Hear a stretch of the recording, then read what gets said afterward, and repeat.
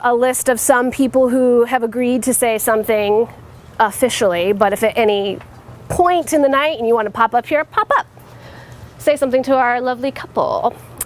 This is our little wireless mic that is going to the camera back there. So just technically speaking, if you kind of step up and maybe just stick it on your body so that they can watch this video in the future. Like 50 years. In like 50 years from now. Put it in a time capsule. Awesome. Let's see. We actually have, if he's not hiding somewhere, Sammy Coleman is going to open up our story time. Our toasty time tonight, who, if you don't know, is the owner of this beautiful house that he has opened up for the party. Well, they're the owner, and he's the one that we've all mooched off of for years. Will you do me? I will. There you go. Okay, cool. So, roasty toasty times, yes. But not really that roasty. I tried to do roasty, couldn't do roasty. More toasty than roasty. I told Nico I was doing roasty toasty.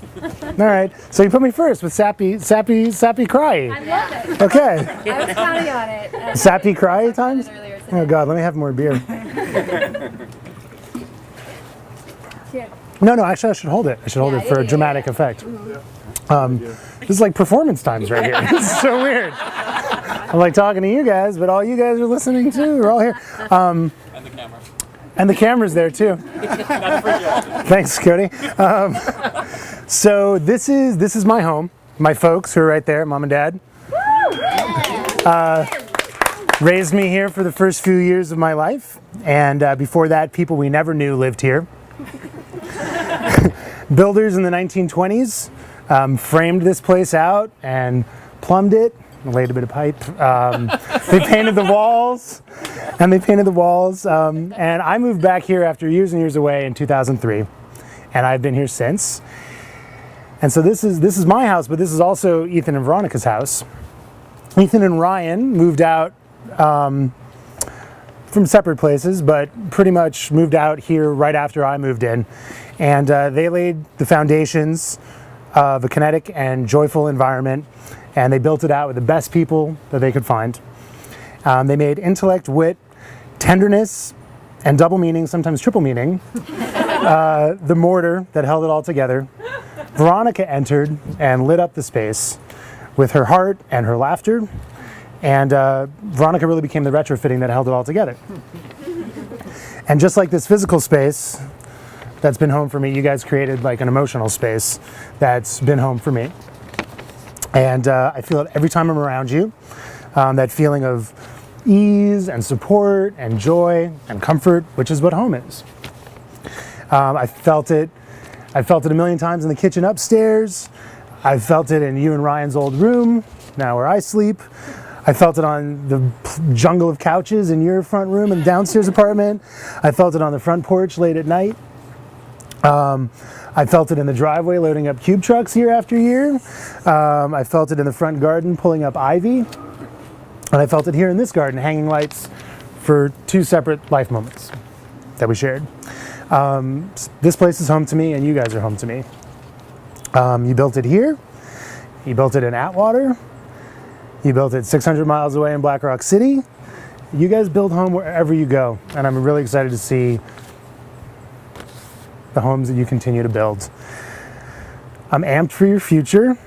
I have a ton of faith in both of you, and I'm happy to be at home today. Cheers. Ethan and Veronica.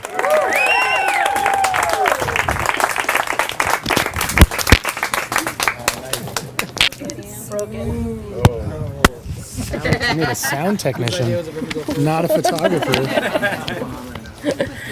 Testing.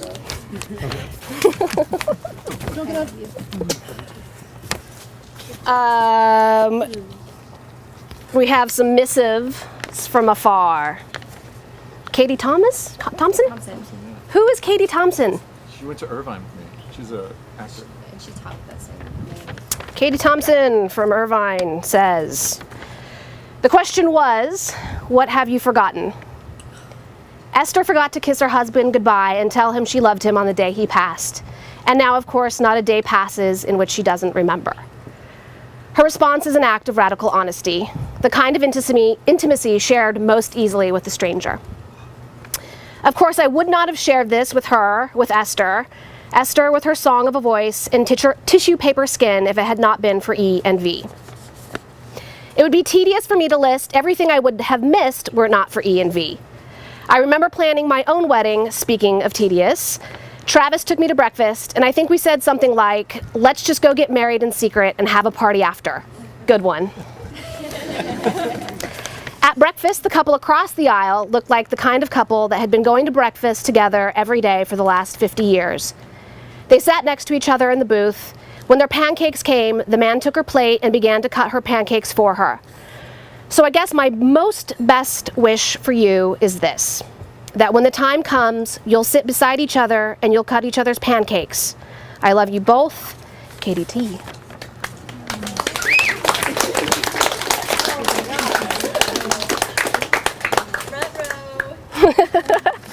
The lovely Heather Hoxie.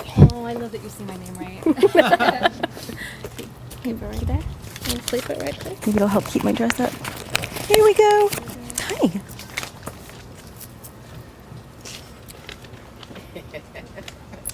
It's respectful to take your gum out before you talk. And read upside right. I'm Heather. I've known Ethan for, Since the night I was filling out my Northwestern application. 1997? Yeah. Wow. And I met her in 2005 at Burning Man. Randomly. You guys had ended up camping right behind us. And I saw you walking across the playa and just went, whoo, hi! And Ethan was like, oh, this is my girlfriend. And he said it so sincerely and so amazingly. I was like, oh, this is gonna happen for real.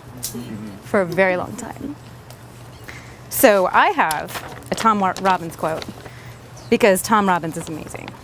And I think he sums up love better than anybody that I've ever read.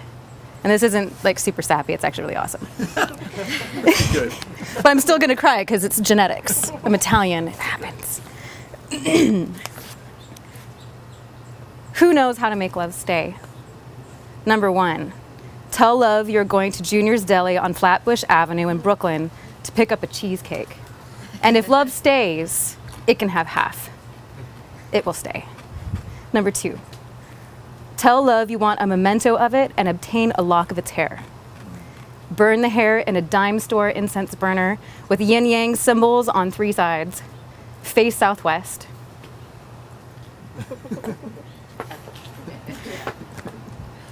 Talk fast over the burning hair in a convincingly exotic language. Remove the ashes of the burnt hair and use them to paint a mustache on your face. Find love. Tell it you are someone new. It will stay. Number 3, wake love up in the middle of the night. Tell it the world is on fire. Dash the bedroom window and pee out of it.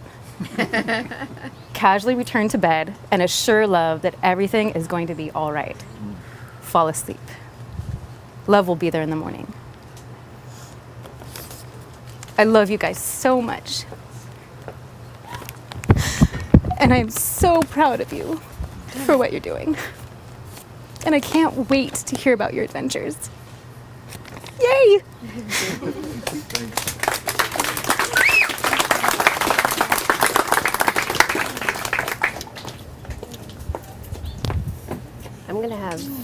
I'm gonna have you two stand up here for a second. Just him, right? If you want him to be your spokesperson. But I would like to actually know why we are all here today. I would like to know sort of the story of your wedding day. Oh, cool. All right. You want to tell you? You want to start? Okay. Just the day, right? Just the actual day. Okay. Can I tell the leading up to it part? Yes. Okay. So the context was we were It was New Year's Eve, and we were sitting at a bar in Asheville, North Carolina, and my brother-in-law said, oh, my sister said, so when are you guys like getting? And we were like, I don't know, you know.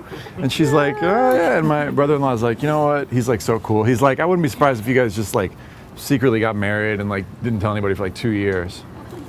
And Veronica and I were kind of like. So that was the plan. The plan was to secretly get married and not tell anybody for like 2 years. So we were at Peruvian one night, and I don't even remember. Peruvian food. We had a Peruvian one night. That was later. And we, and I don't remember who said it, but one of us, do you remember who said it? No. You're supposed to remember your like proposal, but it felt like a pretty mutual thing. I guess so mutual that like I don't remember if it was her or me who suggested the idea. It was But- an understanding. It wasn't a phrase. It was just a knowing, I think. So that knowing actualized itself over Peruvian food, over lomo saltado. And yeah, a few days later, we were sitting on the couch, and again, I don't remember who this was, if it was you or me. One of us had our Same. laptops out. It was us. We had our laptop out, and there was like the official like set the appointment to get your, you know, get married. And so we set the appointment. No. I'm telling you all wrong. You tell it then. So,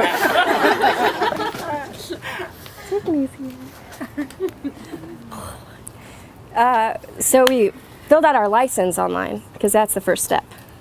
Because when you do things in order, it's how you do them. And we thought, because we kind of just do stuff, we thought we could just show up and they will marry us. And it would be so, well, we're going to have this license, of course, because we're really prepared.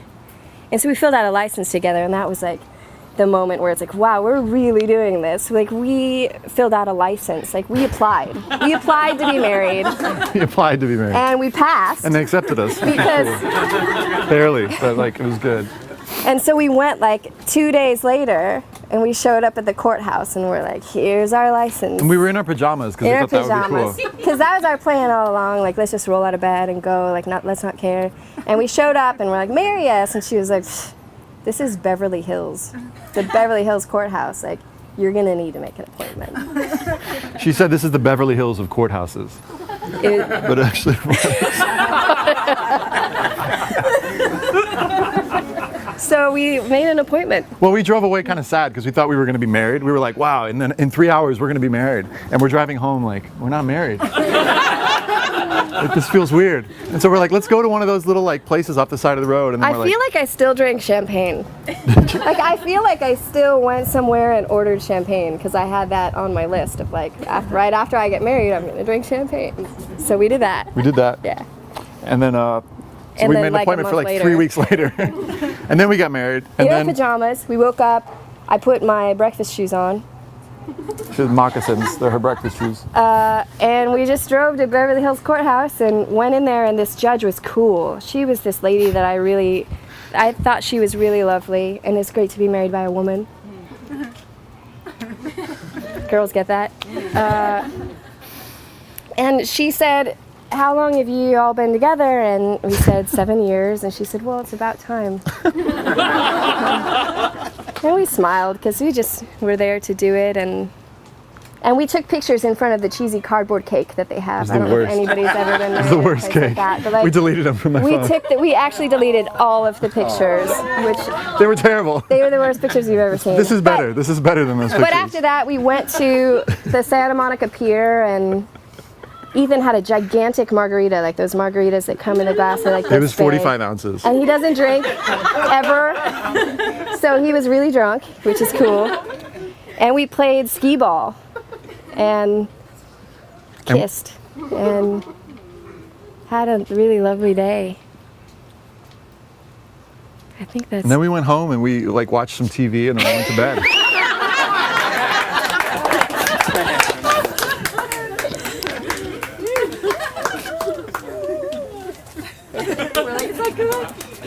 Did I do it right?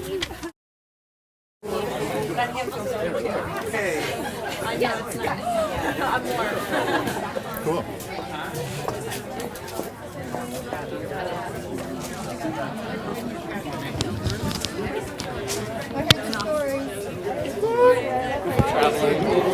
like the You like the intermission? I like the intermission. It's nice. Yeah.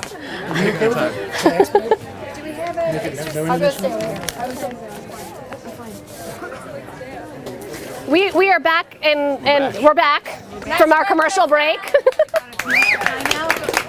Battery change a success. Let's see. I will start with some more missives from Sandy Summers. Who's Sandy Summers? She's a Burning Man friend from Canada. She's awesome. Ethan, when I think of you, my heart smiles. Veronica, your heart's beauty transcends this earth. May your hearts always smile and your love transcend all. Love and sweet awesomeness to you both. Sandy Summers, XOXOX. Nice. She likes hugging more than kissing. Yeah.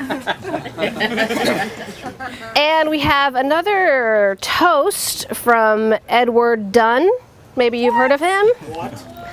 Otherwise known as Teddy. Shipwreck. Also known as Shipwreck. Also known as Shipwreck. Also Duncan Kane. Yo is how he starts it. Perfect. Yo, so here's a little ditty that I stole from Dad, who stole it from the internet while claiming that it's a family tradition. Health and long life to you, a child every year to you, and in parentheses, a little much, but go with it. Land without rent to you, and as you slide down the banister of life, may the splinters never be pointed in the wrong direction. Congrats, Ethan and Veronica, from Teddy Dunn. Yeah, Teddy. Matt Brannigan. I have no papers. I prepared nothing. I thought I might not come. Got it? Yeah.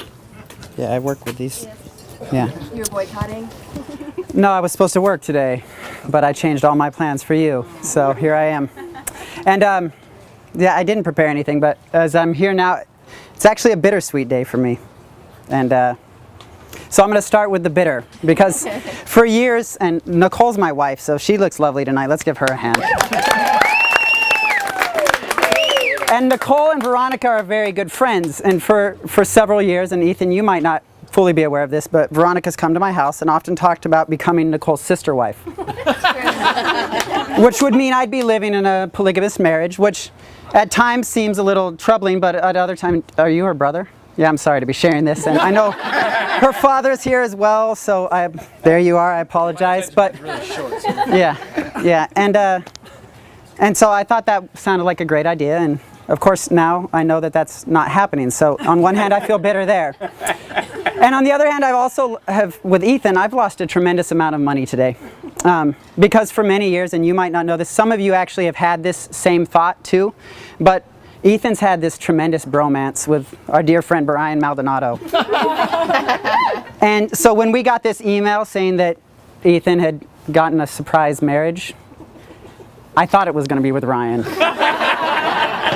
Not legal. And I thought I was going to win some money, and now I've lost money. I've paid up all my debts, but it makes this day a little bit difficult. That one, I won't have my polygamous marriage, and two, I'm out $200. So with that aside, though, I also recognize the sweetness of this occasion. And in the work I do, we use this quote. I work with people in discovering their own sense of self-love. For those that actually know me, you might find that really surprising. For those that don't know me, you could actually maybe believe it. But we have this quote that we offer, and that's that love is the rendering, the outpouring of emotional goodness to yourself first, and then to others in your life.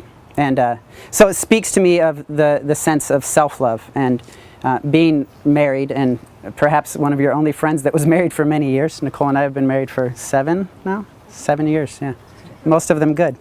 I know how important it is to actually be able to love yourself and appreciate yourself in marriage, and only in that place of being able to recognize who you are and feel complete as an individual can you really truly give your love to another. And I recognize that both so much in each of you. And you are both so loving as individuals. And so to come together the way the two of you have is so natural and beautiful. And so it's an honor to be here with you tonight and with all of you, and to have an opportunity to share my appreciation for what you mean to me, and also in watching you two grow and come together as a couple. It's really beautiful. So if I had a glass, I'd raise it. So to Ethan and Veronica. You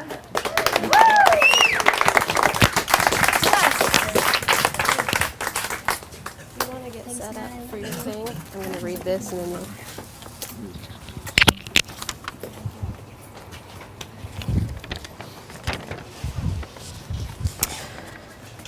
Amanda McRaven We know her. could not be here tonight, but she sends this message. Ethan and Veronica are two of my biggest heroes. When I met Ethan, I knew we would be friends for a very, very long time. And when I met Veronica, I knew that she would be somebody I would love with that special kind of love that is all mixed up with respect and joy in a fuzzy, delicious mess. It is said, or we dream it, or the unconscious whispers it to us, that for all of us there is someone who will finish us. I still hope, in the most silent parts of me, that this is still true. But one of the only reasons I have to keep believing it is Ethan and Veronica. If I were Rumi, I would write, the minute I heard my first love story, I started looking for you, not knowing how blind that was. Lovers don't finally meet somewhere, they're in each other all along. My beautiful friends are generous, devoted, luminous. That is my favorite word, so I don't use it lightly. I had written effortless in that list, but I deleted it. I know they aren't. I know they pay attention to loving each other. I know they pay attention to how they are in this world as individual parts of a twosome. I know they pay attention to what will make each day better. Their love has really good questions around it. I've spent many a night on their couch playing games that consist of little cards full of poignant questions. We drink margaritas and try to answer them honestly, then buzz with anticipation as everyone guesses which is my answer, and joy when they get it right, because this is where we do this, where we be in the world, snuggled and held by that kind of love, the one that just makes sense. Thank you, my dear, dear friends. You inspire me. From Amanda McRaven. Beautiful. Ready, senor? Sure. Daniel! Do you want to say something first? Yeah, just a little Do your thing. something. Hi everyone, I'm Danny. I know a lot of you, and some of you I don't know. I was going to say, I know a lot. I know a lot. I know a lot of things. That's it.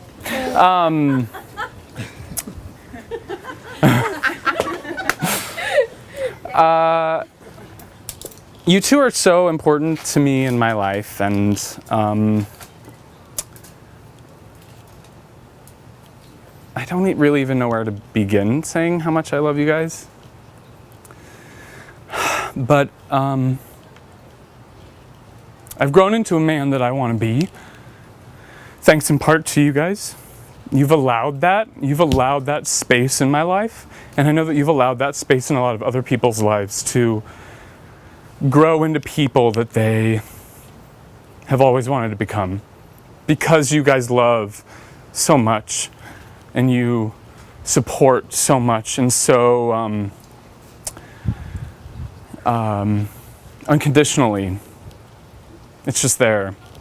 And I remember the first day I saw Veronica, I was like, who is this beautiful little creature? And you haven't changed from that beautiful little creature. You've just grown. And then you introduced me to him, this guy. Because I thought, who on earth could be with you?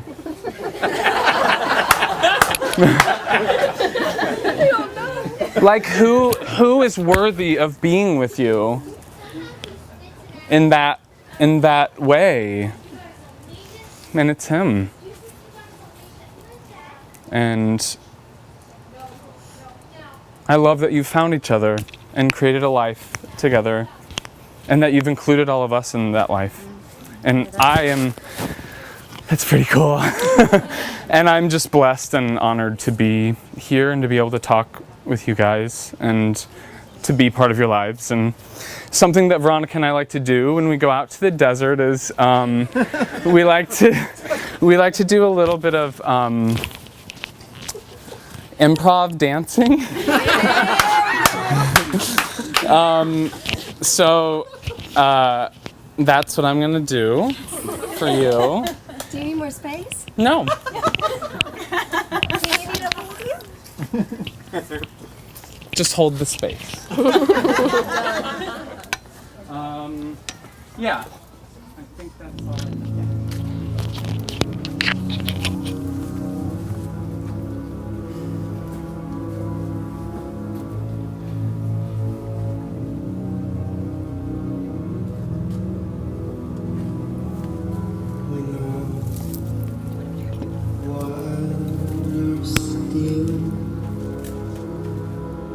And flowers cover the earth.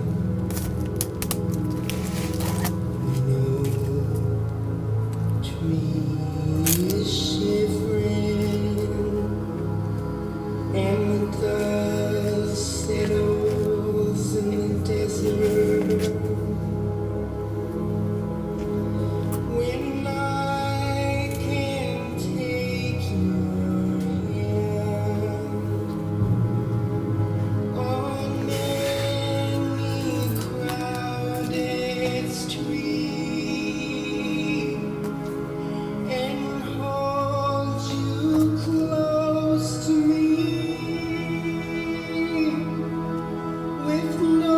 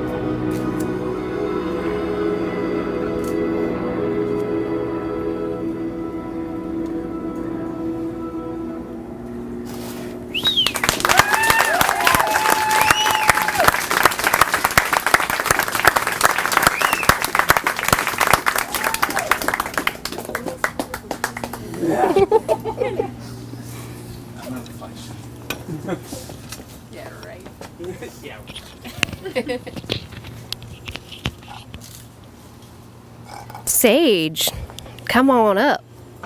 Come on down.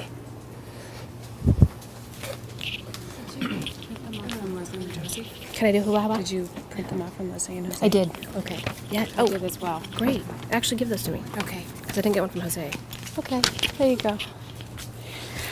Oh. Like it? Yeah.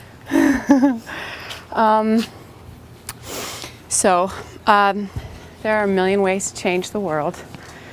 And I met Ethan at a time that was, I think, at a height of a passion of his, which he has had many, and it changes a lot.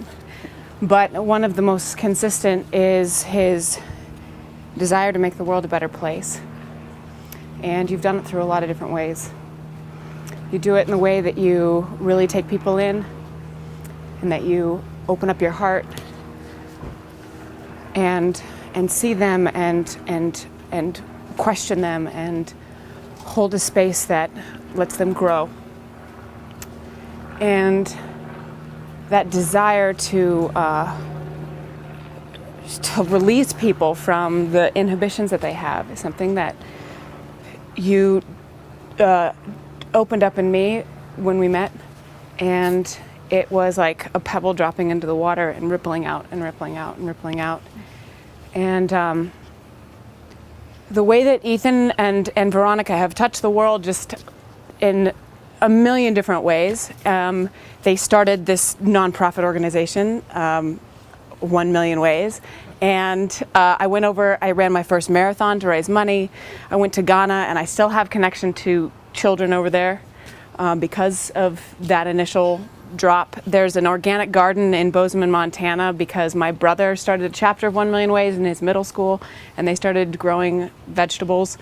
And really, it's about the human connection of that resonates and still resonates today.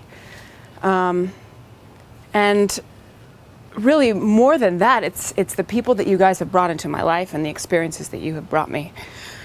The going to Burning Man and meeting so many incredible people and the experiences that I've had out there with, thank you, Nick. He's raising his eyebrows back there. He's like me. Yes, Nick and Steve and Mitch and Benny and everybody. And the moments that you have had with me, that Veronica has shared with me, are priceless. And the way that we have connected throughout the world so far led me to the man that I'm going to spend the rest of my life with. And if I didn't know you, I would never know Andy. And if Andy never knew you, you would never know Andy, and the way that we got brought together would have never happened. So thank you, and thank you.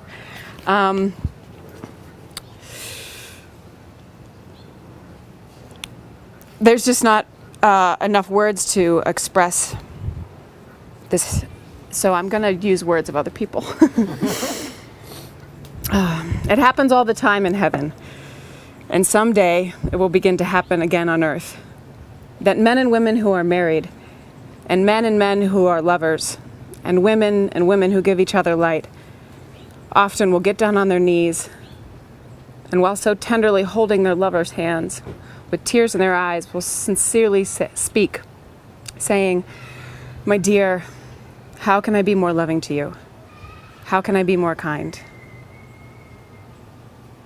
The moon has become a dancer at this festival of love, this dance of light, this sacred blessing, this divine love that beckons us to a world beyond.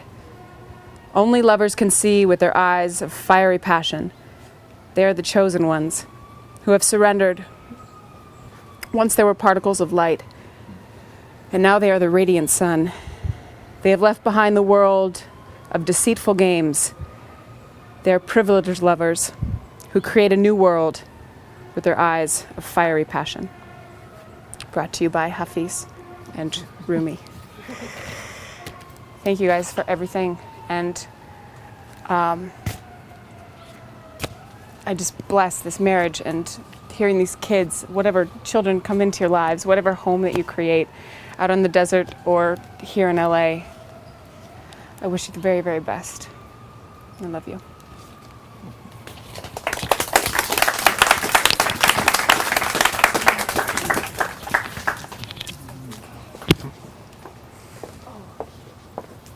Is the green light on the mic supposed to be on? Or no? Well, it says on. Yeah, they were concerned because there's no green light. Oh, yeah, just the red light. I know.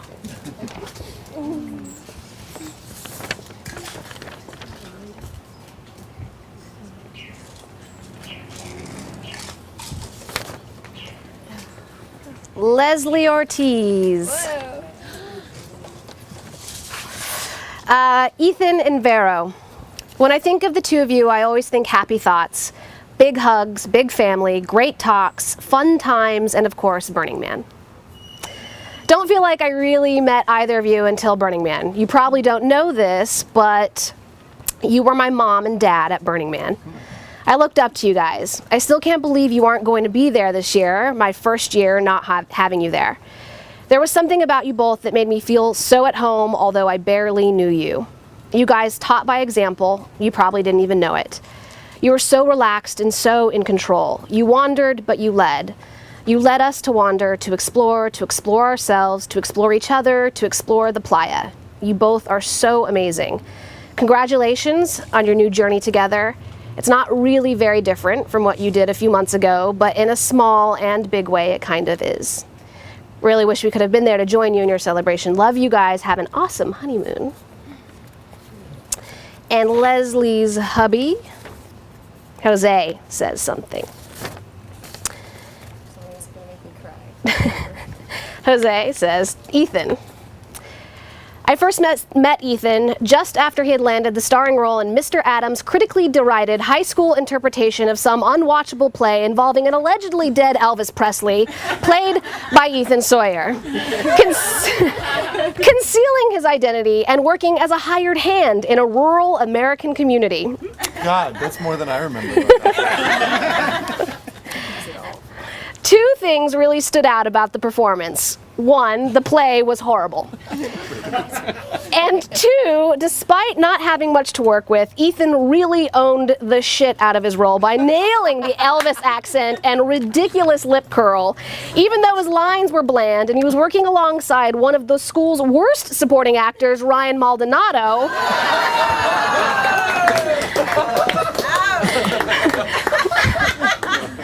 Ryan is forever in your debt for inspiring him to become a great writer, as opposed to an awkward and less than mediocre thespian.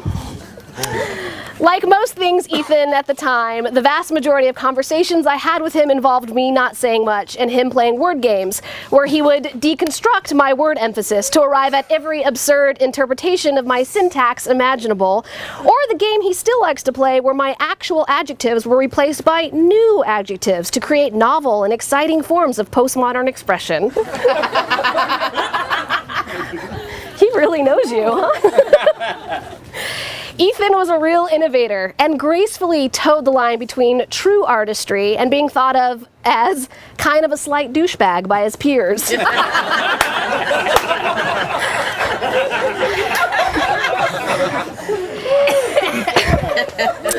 Even though we met in 1995, I think it's fair to say that for close to 10 years, Ethan and I never had a single heart-to-heart conversation. I can't explain why exactly. Maybe it was teenage angst or a little bit of insecurity on both our parts. But what started out as a let me show you how clever I am relationship in our teens turned into I have a lot of respect and admiration for you in our 20s. And today, on my part at least, I can honestly say that Ethan is one of the best people I know, and that I feel enormously blessed to call him one of my best friends. Veronica. When I met Veronica, she was already dating Ethan, and I thought, how adorable is this girl? I really hope Ethan doesn't F this up. I remember when I first saw her smile in what was then Ethan's bedroom at Normandy, just a few short steps away from where you are right now. She was so silly and playful, and I can't remember a single time when Vero didn't feel like home to me. I tease Ethan because we were just boys when we met, but when I met his wife, I was so enamored, and I thought of him as unbelievably lucky even before he knew he was. And from little Andy, we love you, favorites. Big sloppy kiss.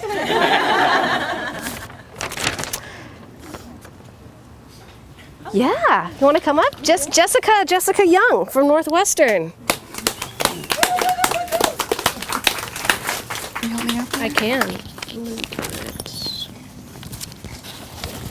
Thank you. Thank you. Hi, everybody. My name's Jessica. I am so happy to be here. Can we all take a quick minute and just sort of look around and feel what is taking place right now? I've been listening to all of these words and thinking about all of the joy and the love and the gratitude that is in this place. And I just want to take a quick second for all of us to just feel that. Can we do that? Just take a deep breath and take a look around and just feel the vibe in this place. Yeah, righteous. So, Ethan and I met in college. And I consider myself incredibly fortunate to have maintained the thread that is our friendship for so long. One of the things that I treasure about him so dearly is his level of engagement.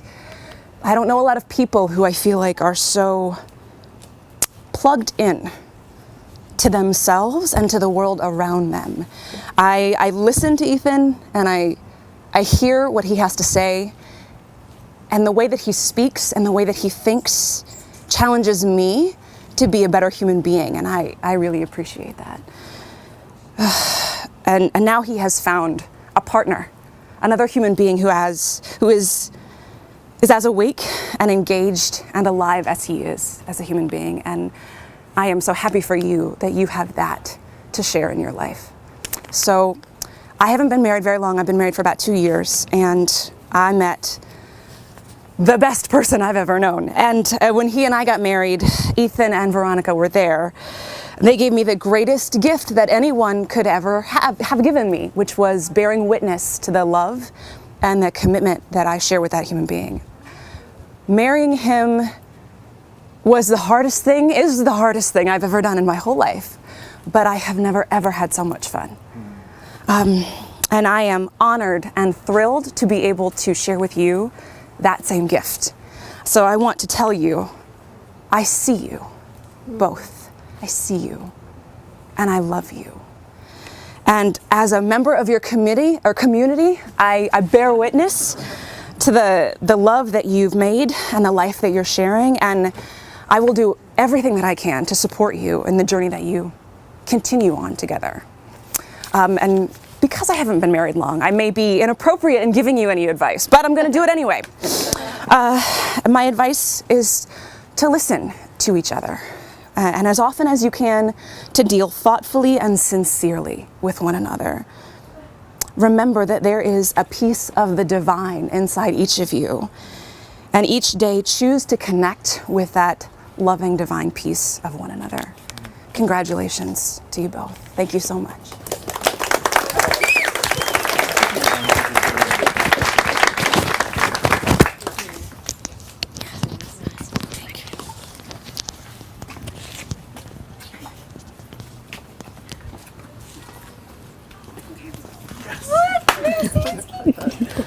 Yes, of course. Yeah. Okay, Veronica, I'm actually going to need your help for one line in this. So you'll just have to talk into my dress.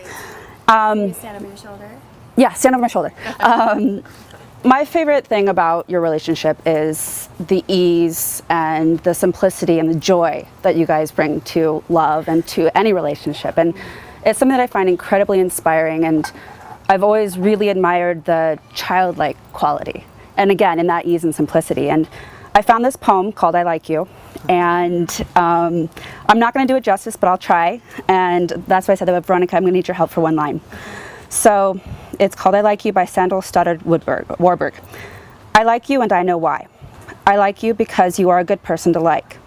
I like you because when I tell you something special, you know it's special, and you remember it a long, long time. You say, remember when you told me something special?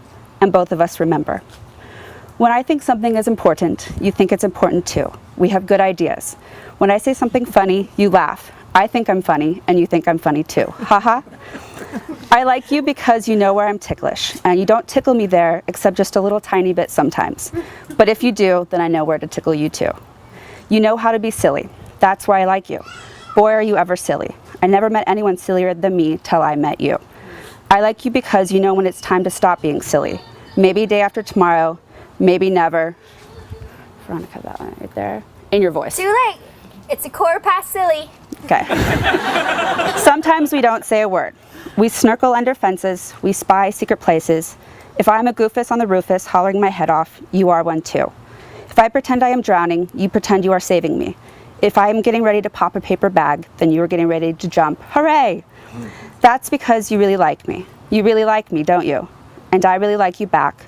And you like me back, and I like you back. And that's the way we keep on going every day. Let's see. If you go away, then I go away too. Or if I stay home, you send me a postcard. You don't just say, well, see you around sometime, bye. I like you a lot because of that. If I go away, I send you a postcard too. And I like you because if we go away together, and if we are in Grand Central Station, and if I get lost, then you are the one that is yelling for me. And I like you because when I'm feeling sad, you don't always cheer me up right away. Sometimes it is better to be sad. You can't stand the others being so googly and gaggly every single minute. You want to think about things. It takes time. I like you because if I am mad at you, then you are mad at me too. It's awful when the other person isn't. They are so nice and hoo-hoo, you could just about punch them in the nose. I like you because, this doesn't remind me of you, Ethan. I like you because if I think I'm going to throw up, then you are really sorry. You don't just pretend you were busy looking at the birdies and all that. You say, maybe it was something you ate. You say, the same thing happened to me one time, and the same thing did. If you find 2 4-leaf clovers, you give me 1. If I find 4, I give you 2. If we only find 3, we keep on looking.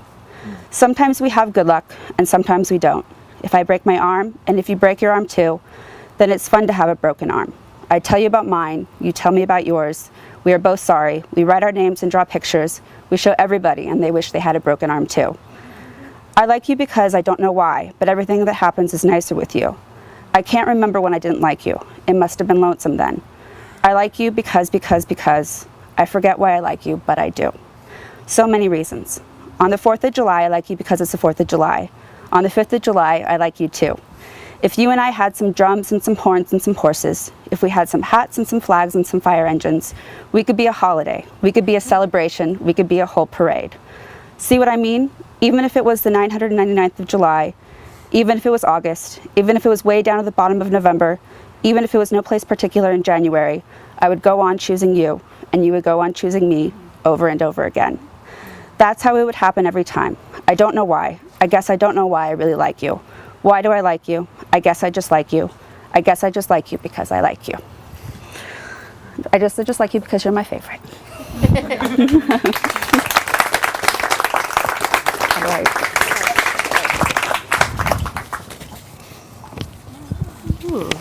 Yep, I'm trapped. Yes, we're gonna have a little setup here for a second. Do your do. Just while we're waiting for things, actually, I would like to have some audience participation for it's a very simple game. Very, very simple game. Can you have Sam get me a beer? Oh, no. Yeah, Can you have Todd get me a beer? that guy. Beer, stat for the bride. Corona, you're the best. I would just like us to throw out some words that describe our favorite couple. Very simple. Words that describe Ethan. We can start there. It's pretty easy. Anybody got some fun words? Puckish. Puckish. Delightful. Words. Hugs. What was that? Hugs. Hugs. Great conversation. A booze. A booze. Great conversation. Words to describe Ethan? Anything? Artist. Artist. Did you say artist? Artist. With an H. What about this little lady? What do we think of when we think of her?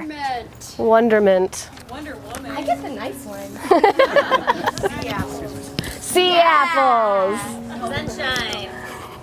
Magic. Beauty. You do get the nice ones. You get the nice ones. This isn't the song, I'm just I know. I love that. I'm gonna put this semi near you. We'll just put it here. Yeah, I don't want to blow out the speaker on the camera. Here. I think here was okay. Here. That's Maya Lily. She's dead.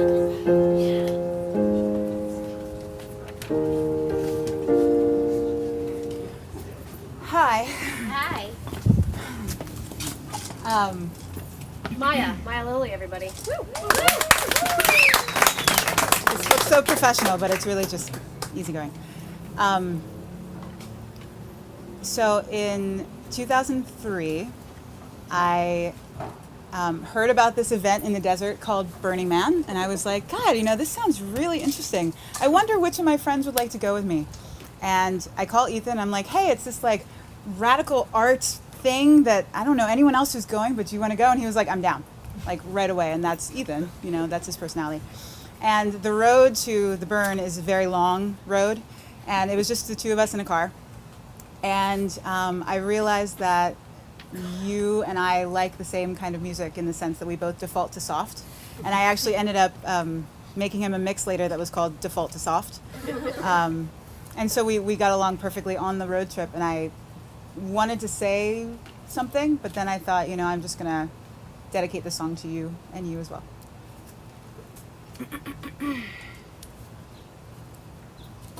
Can you hear the keyboard?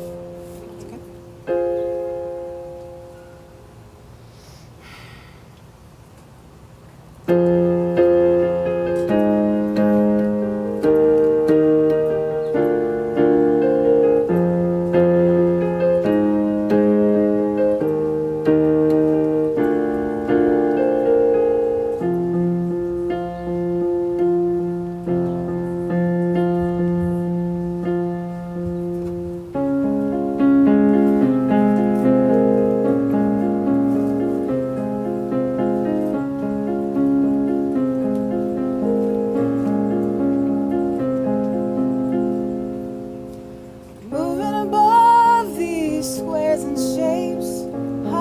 seems to take up so much space as I near you.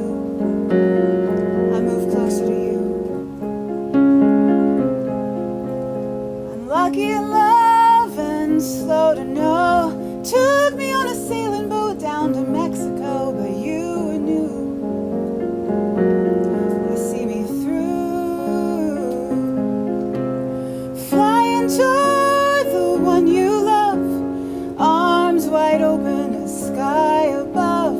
Broken parts and sticking things make way for these wings.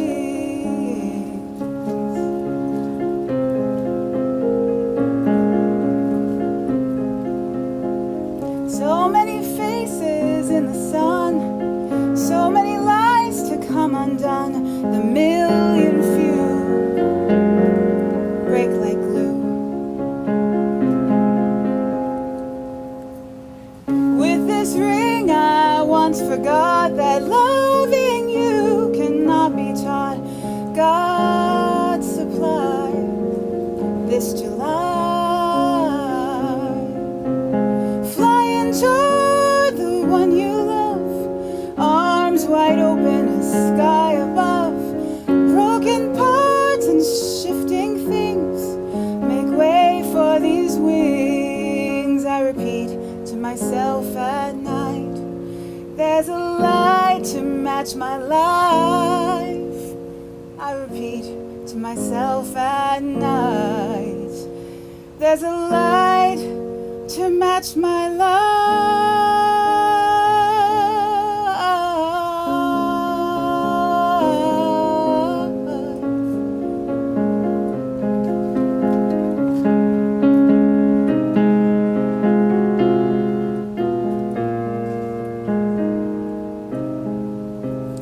flying toward the one you love, arms wide open as sky above.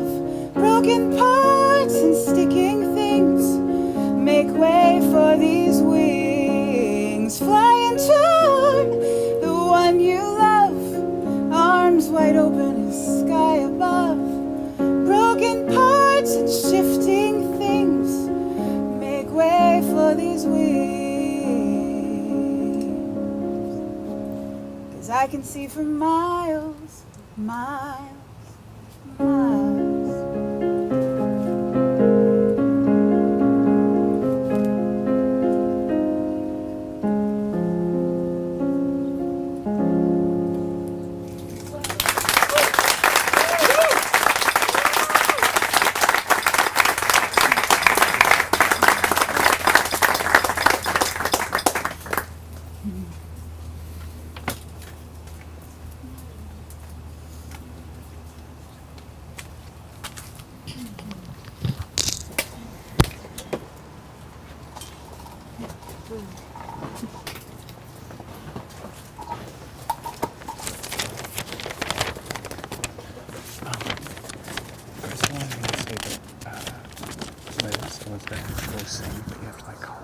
Okay. Whenever. Good idea. Craig Fitzgerald has a message. Said, I had a hard time picking something out for you two, but I hope this fits the mood. Couldn't choose between a sort of lovish poem or something more instructional. Ended up opting for the latter. Send this with major hugs from Craig and Kelly in Chicago. Here it is. Life is two things at once. In the dawn, we awake alone, trapped in a desert of isolation. At dusk, we dine on the skin of love objects. We stain our teeth with the wine of friendship. Throughout our days, we are pulled and we push. We desire closeness and distance, symbiosis and separation. Our task is the negotiation of these bipolar life forces. This is our mental health. From the moment we turn away from mother's breasts, we inhabit a world of simultaneous good and bad. Build, therefore, your own world. Spill your wine onto that desert floor. Break the rule that says there are no rules. What are your rules? Rule 1, good and bad both reside within you. Rule 2, if you believe it, then it is real. Rule 3, empathy is always the answer. Rule 4, love can never destroy you. Rule 5, there may be rules, but there are no rules. From Craig Fitzgerald, Chicago. We have a tape change. Change that tape. Intermission drink? Intermission, get a drink. Use the tape. Intermission drink? Intermission, get a drink. Use the.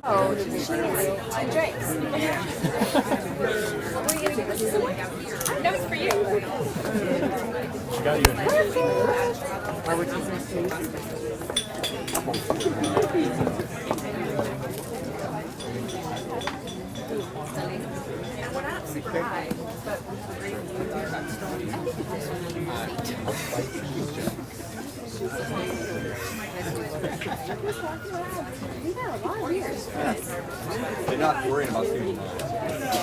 It's a little warm now. You might not like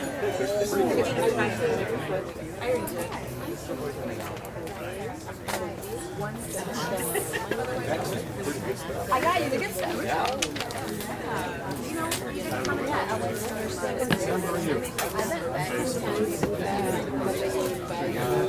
Everyone will go ahead and sit down again. We are almost done with story hour.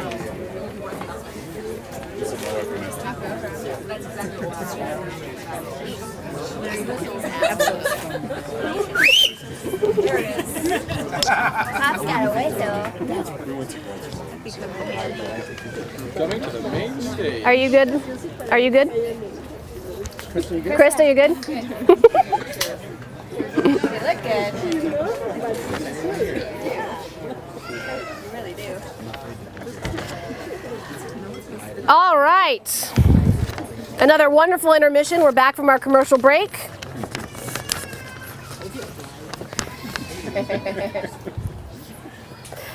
John Hewson sends a message from lovely, where is it, British Columbia? From our first meeting face down in the desert to mountain peaks in Whistler, shared dreams and movie plots. Your death at my feet in LA, long walks in dark forests at night, moonlight vistas and Rumi's illuminations. Every moment, every memory is heartfelt, warm and kind. Such loving friendships are so rare, yet magnetically drawn to you two. I can only imagine the world of wonder and joy for you two. A special, adorable two. A two I know to be true. Yes, you too. From my heart to yours, I send deepest riches love and gratitude for all we have shared and will share, as I know your journey will be rich and delicious, more yum than any yum cart mixer can conceive. To life, my dear friends, to yours together, with all the friends gathered and more, be happy and well and wealthy in every realm. So sorry I can't be there myself today, and I'll be with you on the Tofino beaches surfing in beautiful British Columbia. Wish I were there. Wish you were here. To love and life, love John, aka Johnny Whistler the Love Doctor. Love life, live dreams, big hugs, and love and kisses. Johnny Whistler.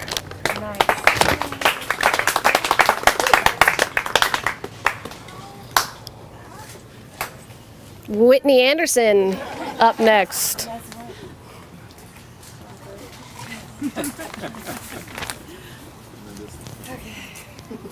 Oh, it's the camper. Should I go ahead? Hi. Hi. Let me keep that differently. There you go. Thank you. Okay, so almost 9 years ago, which is crazy, I was writing my very first screenplay on the second story of Barnes & Noble at the Grove. And this man walks by me and he stops and we look at each other and we both kind of go, Northwestern? And he was Ethan. And I didn't even know his name. I recognized his face. I'm sure he didn't know mine. But 2,000 miles away from Chicago, we found each other here in LA. And we got to talking. And he invited me to go see a film. It wasn't a movie, it was definitely a film. And I don't remember what it was, but I do know that after that he introduced me to the group of people that would come to be known as Normandy, which is based on this house. This is the orphanage for all the kids of LA. And I was very honored to be one of the original members. I'm a key holder.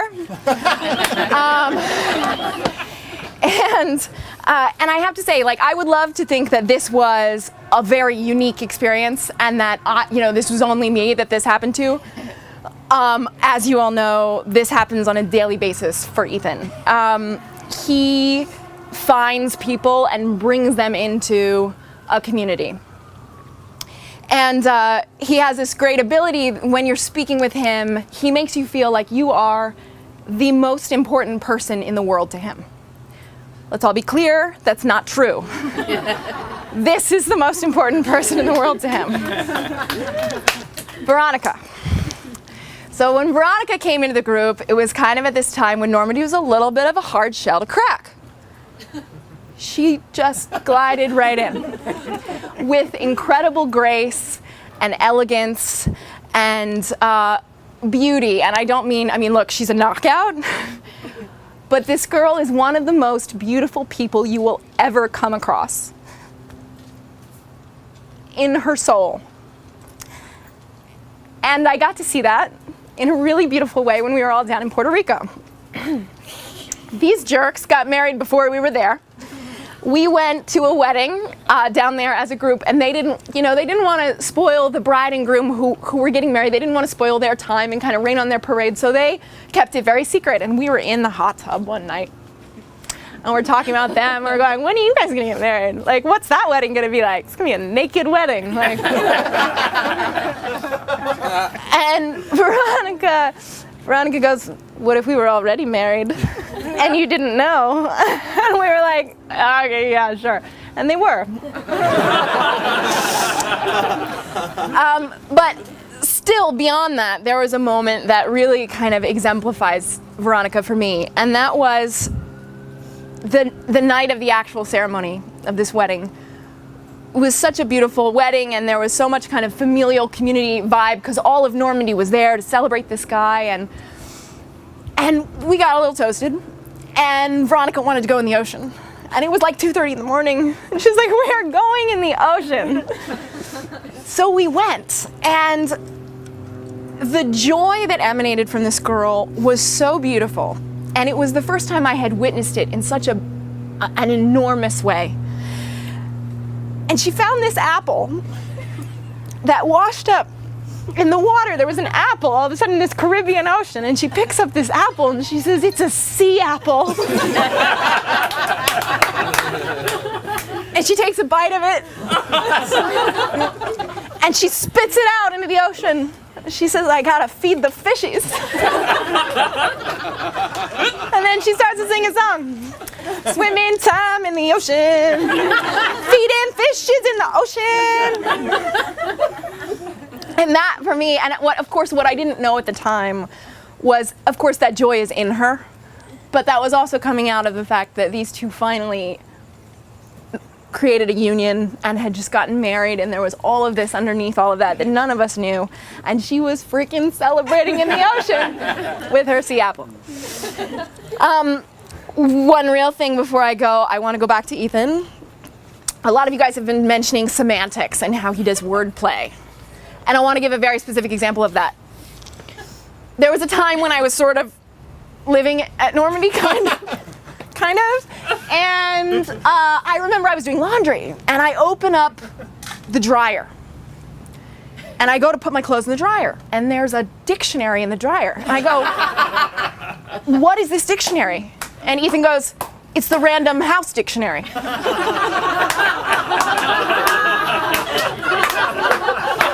I go, okay. So I put it in the oven. And that's what these two people bring to our lives. They bring a lot of fun and a lot of joy, and we are all very lucky to know them.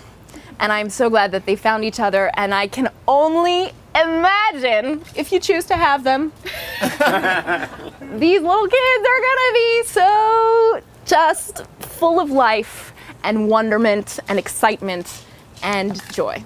So I am looking forward to meeting them someday, if they happen, ever. And which they don't have to. And that's it.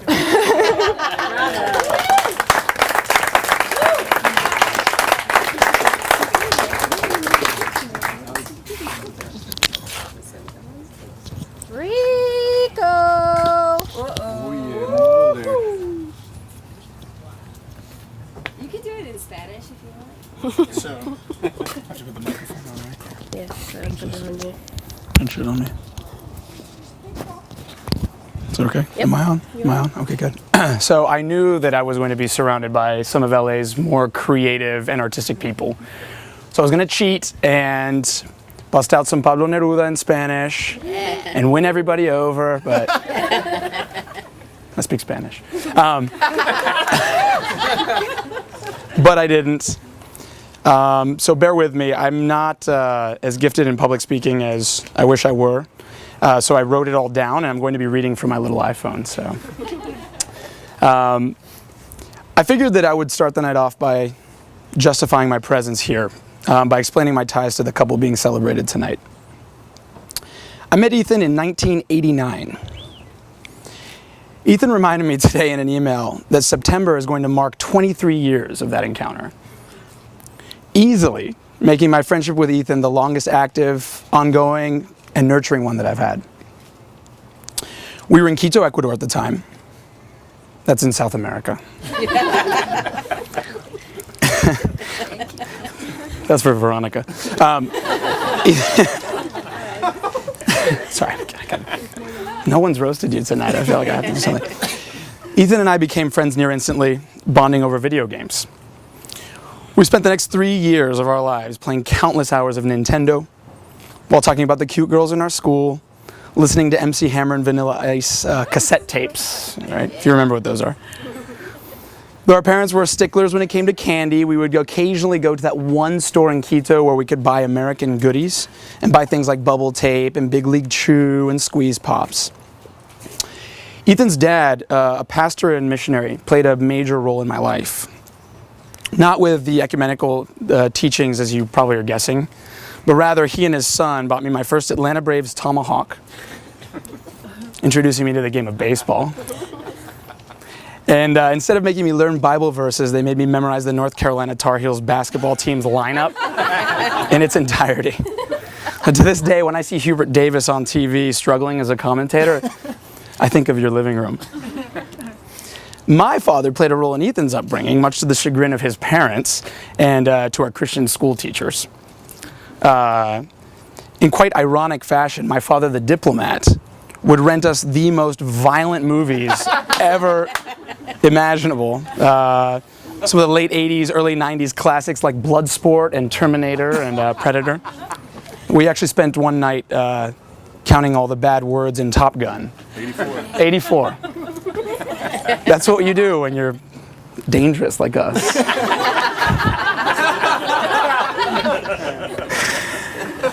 So the culminating act of our early lives, Ethan and I took the stage by storm during the 1992 performance of Cinderella, as produced by the Alliance Academy's 6th grade class. I was Prince Charming and had one line. One line. It was terrible. Ethan's penchant for an ultimate future in entertainment were foreshadowed that night by his critically acclaimed role of Gus the Mouse. He nailed it, brought the house down. I left Quito that year. Ethan and I kept in touch sporadically throughout the years. Email had not really gained its full force, so it was through snail mail that Ethan would describe to me his latest high school conquests. There weren't that many.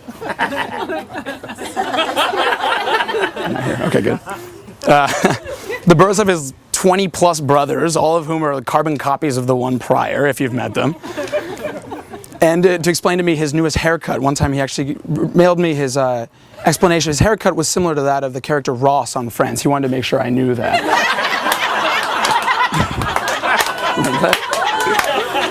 I don't know. This was Miami after all. I mean, I don't know what was going on. But our friendship took on a much more tangible shape in 2002 when, after graduating from college, Ethan moved to New York City, which was only 4 hours away from me in Boston. And proving that time hadn't changed very much, we would visit each other with frequency, actually. And we did pretty much the same things we'd done in elementary school, played video games, talked about cute girls.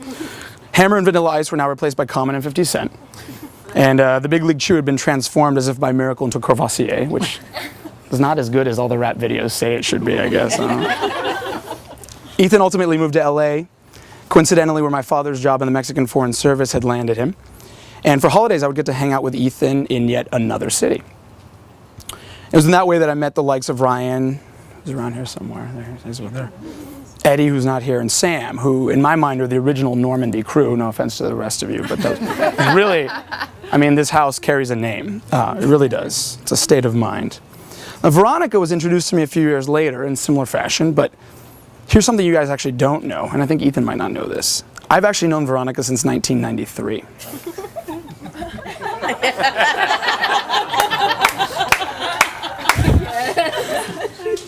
I met Veronica that year in the Sierra Mountains when our two dogs, Chance and Shadow, and our quick-witted sassy cat Sassy, sorry, all of whom could talk incidentally, set forth on a dangerous quest through the wilderness in order to find us after our family had left them behind on vacation. No, wait. Hold up, that's not right. That's the plot of Homeward Bound, The Incredible Journey, with a colon in between. A movie in which Veronica co-starred, and one that my younger sister Anna decided to purchase and watch on continuous loop for like a year and a half. So I kind of did know you. But although I've technically known Veronica for almost 2 decades, it wasn't until the recent years that I truly got to know her. And I really understand now why we're all here. Ethan Sawyer, to understate things a little bit, is an intense man. Sit down with him for 20 minutes, have him look into your eyes while talking of philosophy or even college basketball. And I challenge you to keep your heart rate and blood pressure where they were before. I can tell you with certainty from our Ecuador days that he didn't always have that basso profundo voice that he's got now. But it surely fits his demeanor and presence very well.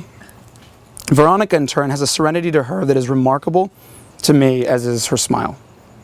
Her ability to absorb, enhance, and then reflect Ethan's being is what makes her perfect for him. When I look at the two of them side by side, I can't help but note they look like a little old couple who's been together for like 50 years, but they're trapped in 30-year-old bodies. You're 30, right? Then she kind of, okay, 20-something. Maybe. Independently and together, they attract some of the coolest and most interesting people I've met, which is you guys. And that's actually one of the main reasons I've recently moved to Los Angeles. So the fact that I'm here with all you, 23 years later, celebrating Ethan's marriage to Veronica in this place we call Normandy, is proof that the world in which we live in can truly fit in our palms if we want it to. So I wish you guys the very best, and I don't have any doubt that you're going to have it. To them.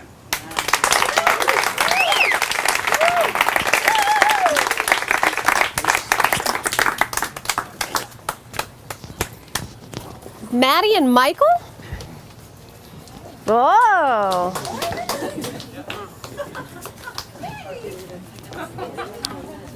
Oh, thank you. I believe I'm going to move this away, right? Yeah. Great. All right, for those of you who don't know us, I'm Maddie, and this is I'm Michael. Yay! We are an improv duo that started less than 30 seconds ago. 32 Normandy players. And we're gonna do a little improv game for you. We're going to improvise a scene, but not just any scene. We're going to improvise the scene of Ethan and Veronica's first date. We got some props to help us. So... Should we ask them the questions first? You want to do that first? Yeah. Okay, alright. To get us started, we just need a bit of information. That's the first day, because we weren't there, obviously. Where was it? Not think your first date, but was here? Okay, great. Okay. Started up, yep, this year.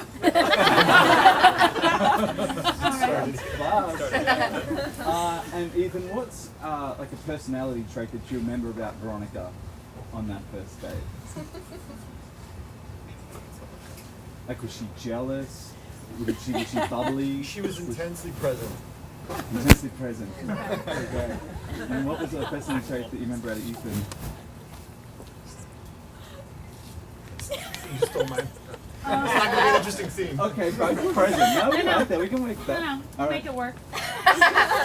And then I like it. Yeah, what's something that you remember? Oh no, we've got that. And what's a physical characteristic about Veronica that you remember stands out to you? It's something that she wore or something that stood out. like, yeah, like her hair or eyes.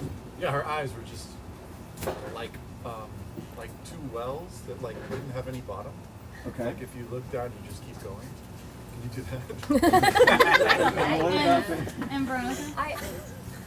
Something that I thought about the way that he looked that night. It's gonna be way less romantic than that. I remember him being like all of his energy seemed to come from like his chest right here. So you remember his chest? I remember his So to prop selfers, as again in this Okay. bell and this horn, I need to put this as we're going along in the scene, if we're getting stuff right, like if we do stuff correct that happened on that night, you gotta ding the bell. Okay. So let's try it. Practice. Yeah, just once is great. I can't like Just one bell. I can't do this. I And gotta don't do be this. shy. Yeah, like Okay. people. And if we're getting something wrong that didn't happen, you gotta lay on the horn. Right. All right. Yeah, so this is completely improvised. This is improvised. Yay! So wait, no script? No It's gonna be performed tonight and only tonight. There's a video camera, you do know, right? All right. Wow. So our first date is in a house. Yeah. I move fast. It's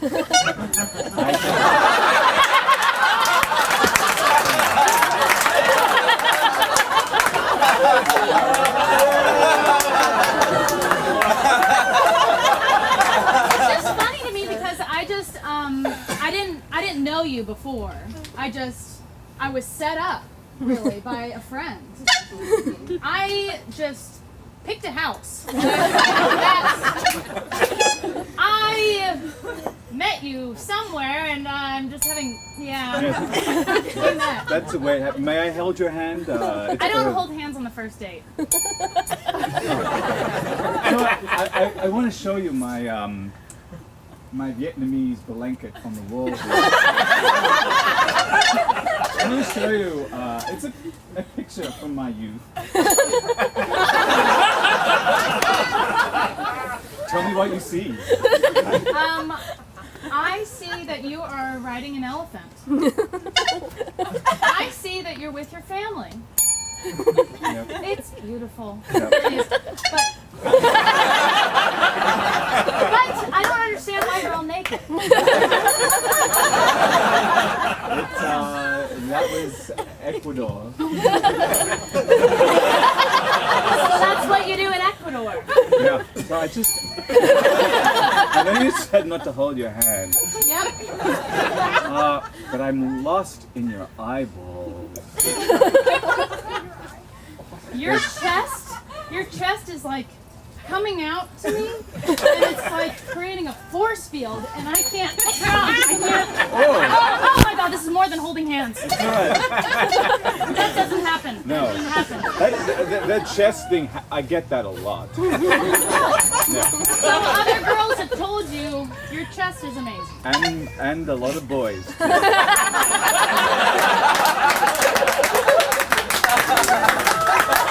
I prepared us a meal. I can't cook. You know what? I would just like I would like a drink. I don't want anything going in this body. I'm just looking at you and assessing whether I want to date this for quite some time. Despite the judgment, you seem very present. I get that a lot. All right, so no food and no drink. Let's play Trivial Pursuit. Let's play Scattergrees. Only if we pronounce it Scattergrees. This is the South America edition. I expect to beat you. win every game. You're so competitive. I love that. I don't always win, but I believe that I win, and I mess up the board so that the pieces are in my favor. I usually just ditch the game, and then I sit on the couch and, I don't know, stare into your eyes. Just be careful. I might get lost in yours because they're a well. It's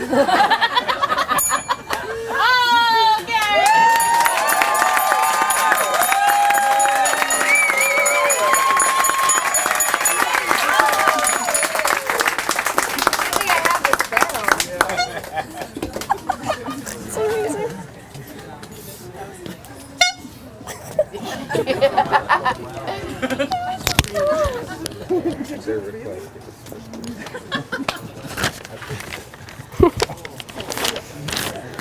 Thanks, players. Oh, yeah. 1932 Normandy. We do weddings.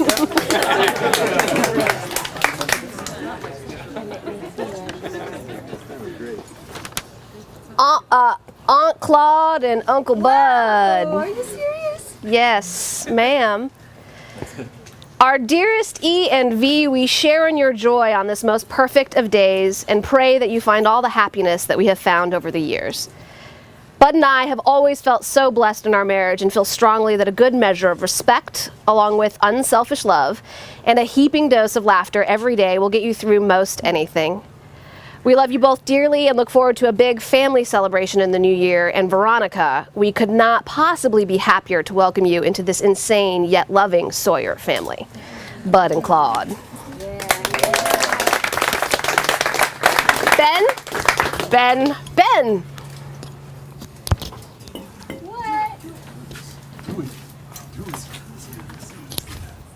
Hey, thanks. Yeah. I'm doing my Ethan voice. Person I got to know in grad school. At least I think so. You were the last person I met from our class, but you were the first. Yeah. We went to In-N-Out Burger by ourselves one night. No, it's great. It's good. The lettuce wraps, it's great. John 3:16, the whole thing, right? and you told me, and it was the one in Tustin for some reason. I don't know why we were there. I think we both were like, we don't know where we are, so let's go to Tustin. And I remember you saying, you know what's funny is that when you grab the tray from In-N-Out Burger and you go, the napkin flies off. I don't know if you remember this, but I remember because I experienced the same thing. I was like, why does the napkin fly off every time I grab the tray? And you were like, you know what? The napkin flies off. And I thought, oh my gosh, you think like I do. This is wild. And I don't know that you know how much I respect you. And I don't know that you know how much I love you. And I don't know that you know, I think you're the greatest actor I've ever met. I've told people that. I remember seeing your work in school and thinking, God, if I had a quarter of what he's got, or what he offers, or what he opens to. And then our histories are similar. Our fathers do similar things, and I think we both claim the South as sort of a home. I certainly claim it as one, and I think you do. Asheville is one of my favorite places ever. And in new chapters in my life, we've reconnected in different ways. And our most recent conversation, I don't know if does that make sense? I don't necessarily want to share it, but our most recent conversations has reawoken something in me about you that it is that I love the most, which is your honesty and your questioning, your integrity. You're an artist of the highest degree in everything that you do. But I'm right about our conversation. And we haven't had it in a few weeks or months maybe, so I don't know where you are anymore, which is also a cool thing. But I'm right about our conversation. And you'll understand this as a compliment. And I'm not right necessarily, but I don't know how you could look inside yourself as much as you do and be in touch with the human you are and the artist you are and the love that you offer. I don't know how you could look at her and what it is you share and what it is you've created around you tonight. And I don't know how you could look at your shared future and maybe the children that come and the dreams that are created. I don't know how you could be as creative as you are and as open and honest as you are. I don't know how you could make everybody around you better if I wasn't right. So I love you both. I don't know you as well as I know Ethan, but because I know Ethan like I do, I can only imagine that you make him better. I can only see you and the things that I know about him. I can only imagine that someone like him would be with someone greater than him in so many ways, because that's who he is. I love you both, and I'm really happy to be here today, and I can't wait to continue to be a part of your life. So, thank you.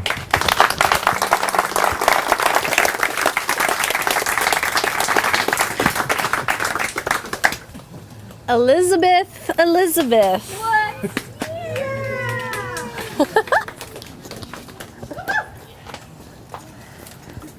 Too bad she's so beautiful.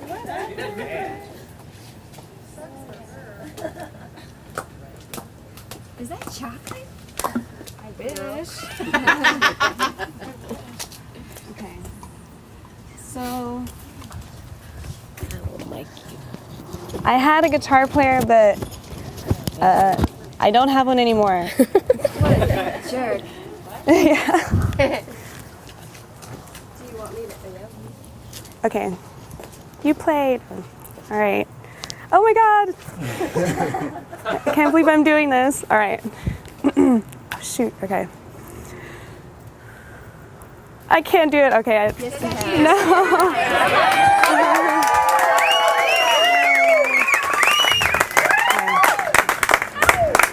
Okay. I'm gonna start like this. Okay.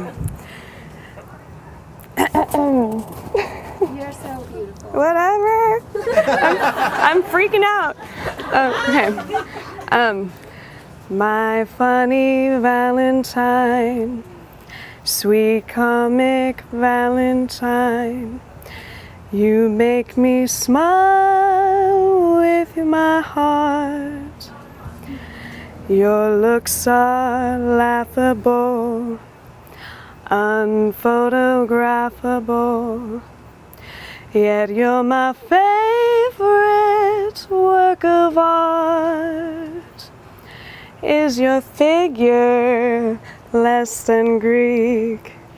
Is your mouth a little weak when you open it to speak? Are you smart?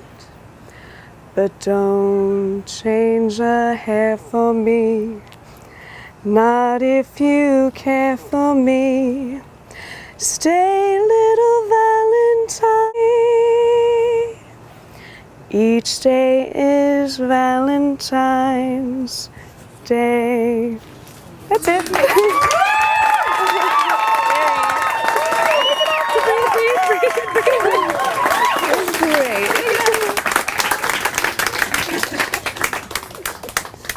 Juliet.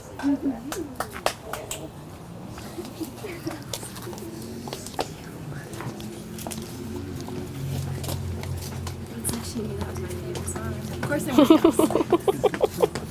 I I got sunk in the ground. You look so pretty. I'm gonna put this right there. Thanks. Do you want me to hold your bag?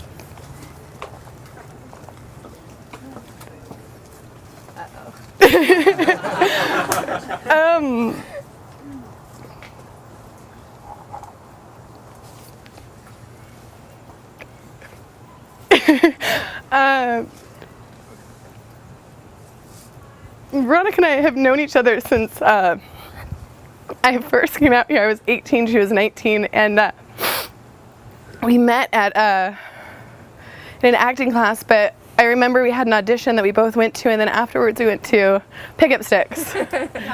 And there were other people there, and you didn't like them. And they weren't very nice to me. And we saw each other again, and I needed a place to live. And I remember you said, that you had a dream. Do you remember this? And you go, I had a dream last night. She goes, and an angel came to me and said, I have to save you. And I was like, what? And then the next day, I called her, do you want to move in together? She's like, yeah. So we had all these different things that we were going to do, and then we ended up moving in together. We were going to move in with other people, and then it was just the two of us, and we lived together, and then we lived in a house, and then I lived by myself. And when Veronica met Ethan, she was sleeping on my floor in my shitty studio apartment in Burbank. And I remember when she first met Ethan, and she had a date with Ethan, and it was late. I had to be up really early to work, and she came in, and I could hear her. I was sleeping. I was like, I'm not waking up to hear about this date. And so she stayed awake. I could hear her awake. And so my alarm goes off. I was already awake. I hit it, snooze, because I'm like, I'm not waking up yet. And then you go, are you awake? Because there was a little, like, in my studio apartment, my bed was on one side, then she was sleeping on the floor, so there was a thing separating us. And so then I, like, looked up and like, good morning. And she goes, so I had a date. And I was like, oh, yeah, I need to go to the bathroom. So then you came back out and we talked, and she was so happy. And I'll never forget that. And we've been through a lot together. And I think of you way more than just a friend. You are family with everything that we've gone through. And I don't have a sister, but you are the closest thing to a sister. And I love you so much, Ethan, because I've seen both of you grow so much together. And you've always been an amazing person, but I see you continue to grow as a wonderful, amazing person, and together your lives, I just think it's going to get even better. So, I love you both.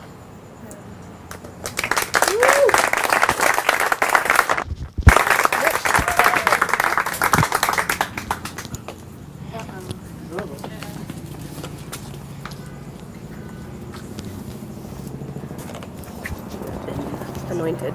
Go.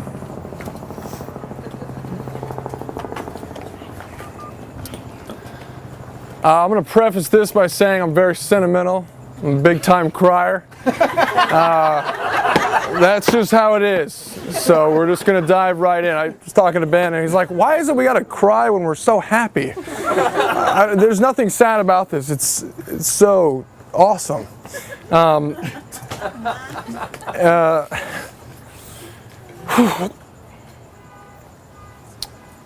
It's cool to be in the presence of this community of spirit.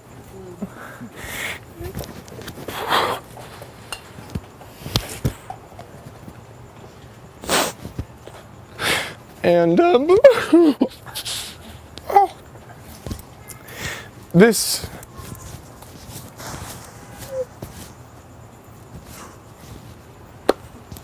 is from you guys, all of us. What I'm trying to say is, and maybe I'm communicating better than I would with words. I was talking to Kelly Peach upstairs, and I was like, we were saying, I said, are you going to say something? She's like, yeah. And she's like, wow, those guys, like, they are the teachers of love. Like, for me, they've taught me so much about love. And I was like, fuck, that's what I was going to say. You know, like, so I got here first. Sorry. Sorry. Meeting Ethan, I was 21 in college, undergrad, and we connected, and he invited me in. Like, you know, these guys have invited all of us in to share and connect and love and laugh and play, and it was a huge turning point in my life. And you know, of course, then came the like, have you heard of Burning Man? And I was like, no, man. Like, what is it? He's like, you know, I can't really explain it, but I think there's something out there for you. And I was like, yes. And I went out there, and I was nervous, and I met these amazing people, and I'd met Veronica a few times. We played some poker at the Beehive, and I'm sure you beat me. That's a guarantee.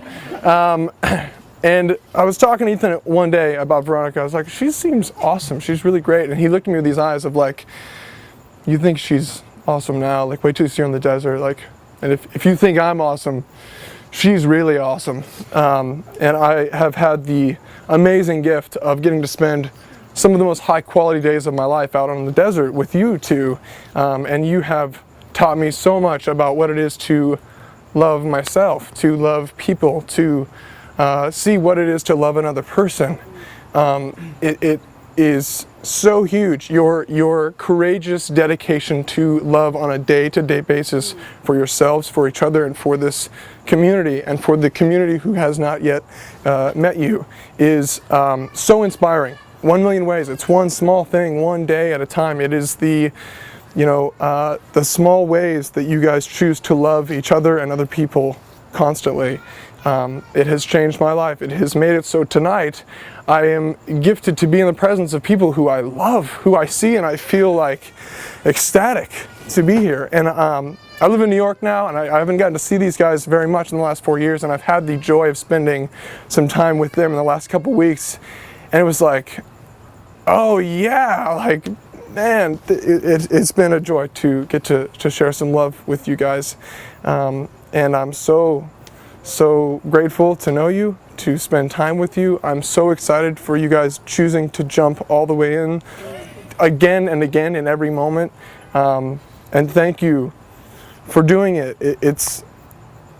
You are aware of the influence you're having, and you do it consciously with love, and it is the highest quality decision you guys can make for yourselves and for this amazing community. So I love you, thank you, and journey on.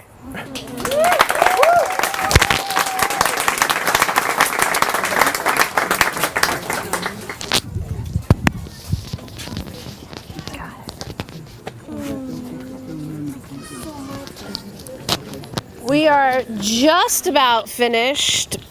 So on that note, is there anybody, yes, that would like to speak? Miss, well, I know that part.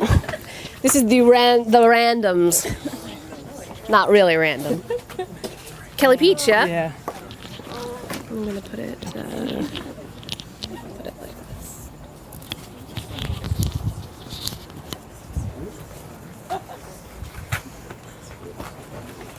I'm really nervous to talk to all of you. But you're so cute. So when I was little, I was super bored. I'd been bored for like a lot of my life.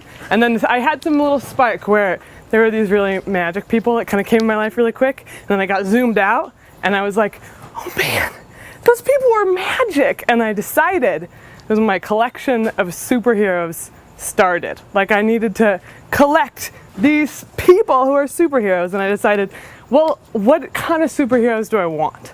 Like new sparks, like I don't really want like rich people superheroes that have these fancy jobs. I was like, what will my superheroes look like? And I was like, well, I want people who are good at playing.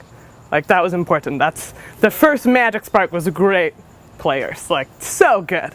And that was easy. There was like amazing players everywhere. But then as I got older and I kind of thought like, what else do I really need? I needed good examples of love. And I needed these examples of love that weren't two halves coming together to make a whole something, but I needed people who were amazing alone. And this is how I met Ethan and Veronica. I knew Sam from forever ago, and I kind of started coming and hanging out in camp and being like, hey guys, I knew Sam. and I was like, anybody seen Sam? And Ethan comes up, and of course it's like one of those magic conversations where you have with Ethan where you're like, whoa, like I have not met anyone that can have this conversation. I'm kind of like, do I know you? You know, like I myself am not a superhero at this point in time. I'm like, oh, cool. And he's like, Sam's over here. And I was like, wow, hi Sam, cool. Let's go do whatever. And then I met Veronica in the same way, but separate, where I was in the desert. It was the middle of the night. And she's like, let's go play. And I was like, what do you mean? What do you want to do? And we ran around and rolled around and did handstands and silly things that were exactly what I was looking for in superheroes. And I was like, cool, 2 new superheroes. Awesome. I'll put them in my pocket of superheroes. And then I found out soon enough like moments later, obviously, that these two people spent time together and they were amazing. And it was the kind of love that you can't, it's not like, I say affection is the way I kind of like to describe it, is like that kind of affection that has that respect and magic that you don't need to see physically, but you just see in the way they treat each other, that I had never really seen. And I didn't almost know it was possible. And I just remember seeing it years and years and thinking like, it's unchanging and it's continued to be this mutual respect of two just like beautiful people who respect each other, who honor each other, and obviously realize exactly how magic they all are, and are like, obviously we'll make the space of magic everywhere we go. And I thought, man, this is awesome that I have these superheroes. And then I thought that wasn't enough. I thought I didn't want to collect superheroes. I wanted to be one of the superheroes. I was like, how do I get in the gang? And it was through people like Ethan and Veronica and large numbers of people here that I learned how to become my own superhero and someone I wanted to be. And it's because of you guys that happened. And I think about it with life without it, and it doesn't exist anymore. And that's why I knew I had to come. It was one of those things where I got the email and I was like, oh, well, duh. I don't care what else is happening. And I just wanted to tell you guys that thanks for inspiring me to be my own superhero.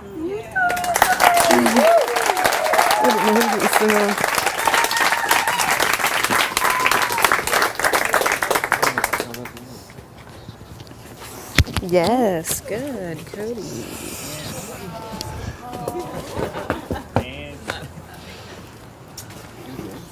I'm good.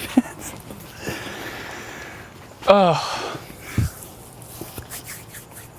I thought about what I was going to say, and I know I can't get through this. I was going to talk a little bit about what Ethan means to me. And it's so fun sitting here and watching everyone come up, and I don't have to explain that because everyone knows. But I'll tell you, it's right. But I'll tell you how Ethan and I met. It was first year at school at Juilliard, and Maya introduced me to her friend Ethan. At the time, stand up for a second. Well, he's a little taller than me, but we looked like brothers, right? We looked like. It's and you know what it is?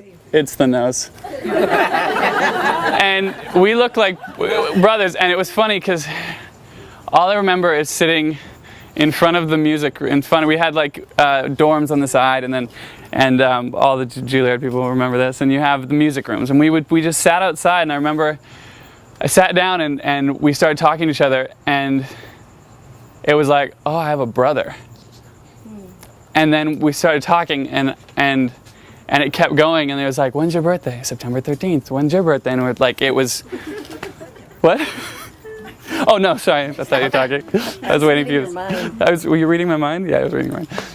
And it was like, this is my brother. It was like, I honestly felt like I had a twin, and we just met each other. And even though, I was in New York and he was, far away, whenever we would see each other, when I would come to Normandy, and I was not the original Normandy, but I was, I was one of the family. Every time we would see each other, it was just like there, It was just, I don't know how to explain it. But I lost my best friend when I was 16, and I met Ethan. And I was like, I didn't know that I would feel that again, that I would find someone that I felt that with, and then it was just there. And it didn't matter if I didn't see you for a year. I'd come to LA and we would go play tennis. Literally, we'd go play basketball for like 5 hours, and then we played tennis until it got dark and the light, and we couldn't move and and then we just did it all over again the next. I remember we did that for, I think, a month, almost every single day. And I've never met someone that pushes me so much to be a better person and pushes me so much competitively. Because we have that thing, I don't know, we go to College Arcade and, you know, play video games and Pop Shot. And He's pretty good. yeah, it's pretty good. He always hits the swish, you know, it goes in, I hit the backboard. We have our own ways, but we get there. And it's been so beautiful to watch Ethan, like, I say this like grow up, but to watch you over the years, because we don't always get to see each other. And then I come back and I feel far away, a million miles away from you, and all of a sudden we're back and we're together and we're talking about how we're feeling, we're talking about who we've met, we're talking about who's inspired us in our lives, and it was so amazing to meet you and to see what that did to him, because I feel like I see Ethan and I see our friendship in these pictures. It's like these like flashes, because it's never for a long period of time. It's like this, but we put so much into that small little time that I remember these flashes, and then I remember this huge flash when you met her, and I remember how that changed you, and how having that conversation with you, and I mean, I love you so much, and I love you too, and I love what you guys do for each other and what you guys do together, and it's so inspiring to see the way that you make everyone feel. And I wanted to tell you how much you mean to me. So, congratulations.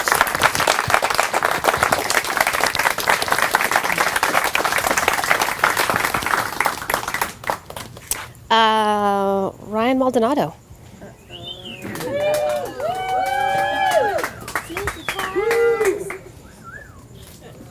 Papa, don't embarrass me, okay?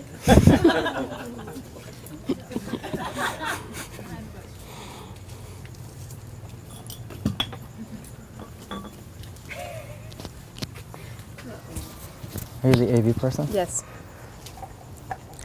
You know, I forgot that, I didn't forget, but as I'm hearing everybody talk, I forgot that I was with you the night you guys actually met, like the first time you like laid eyes on her. And it's crazy because like, honestly, like I don't believe in love at first sight. I don't. Like I think that's hogwash. But like, you actually did that thing where you're like, you know, what guys do, you're like, you know, push me aside. Like, did you see that? And it was totally real, and like, it's like, wow, let's talk about creating your own destiny. That was the night at, was Julie there? Is she? Anyhow, so special that I was there, and then I was there for the bar after. But anyhow,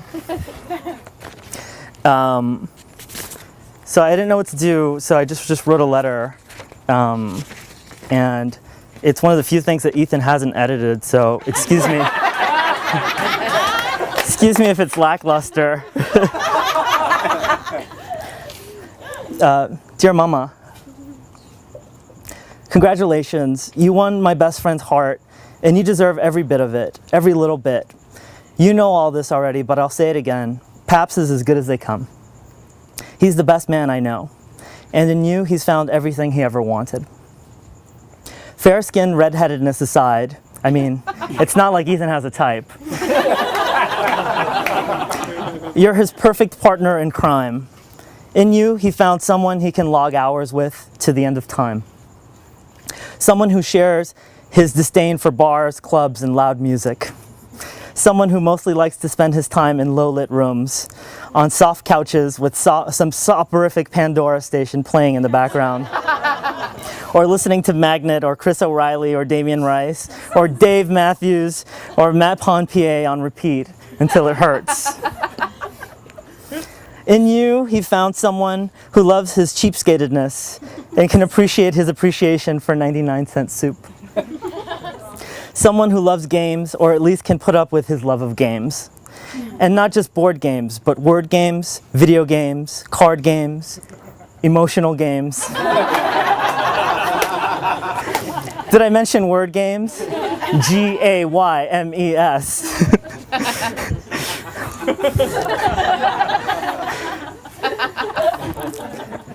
And there's so much other stuff that the two of you share on such an intimate level. Burning Man and books, great books like Karamazov and Karenina, and even not so great books like 4 Hour Workweek and The Secret. In you, he found a girl who loves Rumi and blowing up to Rumi. Someone who will let him, on occasion, be a boy and be silly and dance crazy, like really, really crazy. Like, what the hell is that guy doing crazy? In you, he found someone who shares his love of white bed sheets and the smell of clean laundry. Someone who loves that he loves barbecue sauce, but isn't too confounded by the fact that he hates the taste of vinegar. Let me repeat that. He loves barbecue sauce, but he hates vinegar. Think about it. It's a little bit annoying, if you ask me. In you, he found someone who adores his brothers and loves poker and Pemba and Asheville as much as he does, maybe more. Someone who loves quiet too. Someone who will follow him on a whim, on many whims, on an adventure, on a trip across the world or to some distant planet. In you, he found someone to watch March Madness with on a lazy Sunday afternoon, what he likes to call chilling. Someone who will put up with his obsession with Carolina blue, even though it's a hideous color. Someone who won't go crazy when he takes over the remote control and makes you watch that dunk again, and again, and again, and again. And look at that, oh my God, and again. And dude, can we just watch the game already?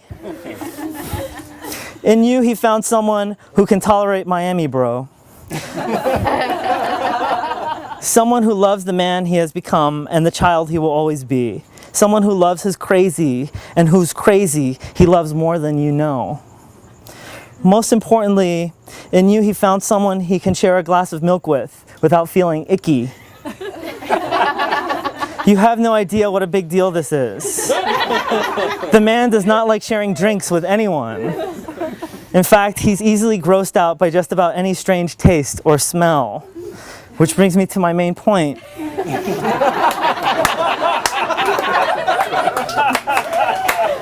Mama, you're so stinky. Besides me, you're one of the stinkiest people I know. And yet, he loves you anyway.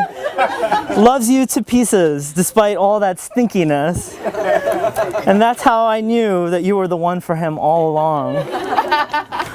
Please take care of Paps for me and continue to love him as you always have. And may you always be each other's favorites. Yours.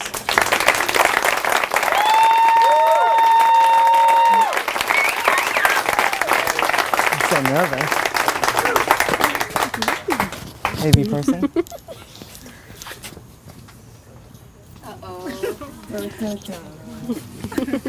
We're coming up together. You can we're come up both together. chicken. Yeah. You want to just hold it We're not between you? very good public Here, speakers. let me go first. Great. How do I do it? You I can got hold it. up Okay. if you want. Okay. Okay, we have another tape change. Oh, okay. Reprieve. Okay, well, we have. Just taking a minute to mingle and love each other. Yeah. So, Right. you gonna help me talk? We'll do fine. When she gets here. Yeah, she's gonna do fine. I don't know about you. That's why I'm waiting for her. What's that? It's not crying. Oh, that's Rico.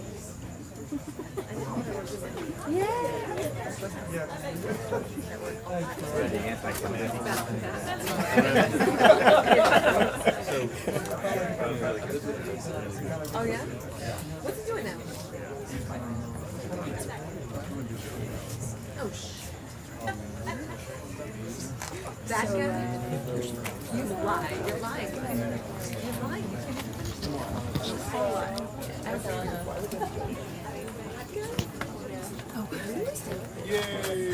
Sorry, there were no arrows back from the bathroom, so it took me a little while to find my way back. Okay. There are no arrows.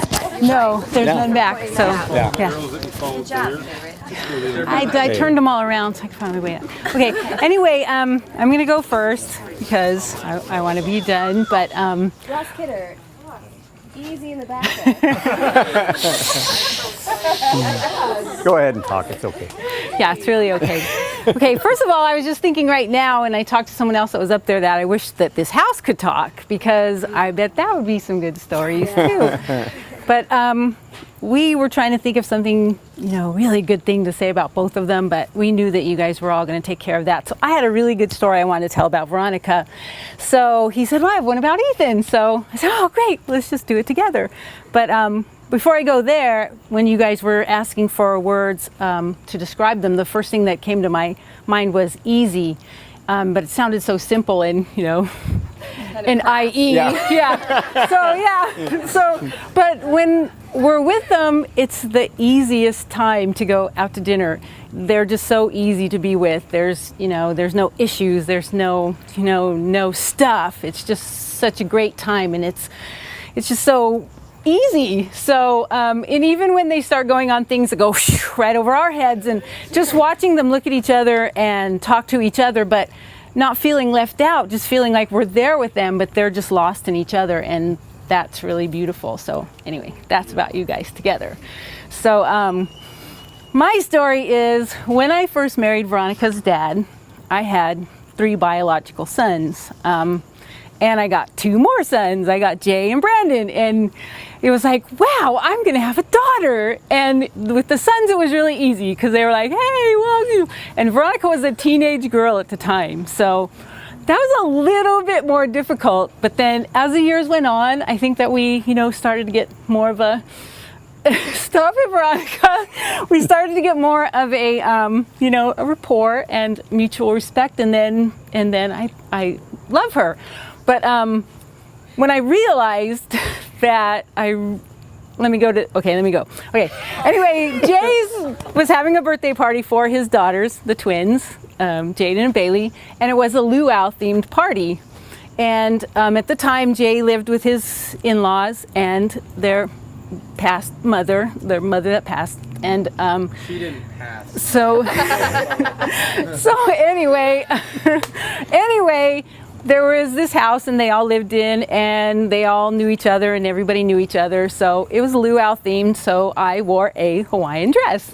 So I got there and I walk in, and even though in reality the place didn't stop and everybody stared at me because I was the only one in a Hawaiian dress, that's how it felt. It was very uncomfortable. It was very new, being in the same room with exes and everybody, and I was just like, wow. And next thing I know, here comes Veronica out of nowhere with this just huge hug past everybody else. And that was when I knew that I had a daughter, and that she would be there for me and always. And I love her dearly. And Ethan, even though I don't need another son, welcome. I'm very happy to have you as a son. And ever since then, it's just been, I think, wonderful.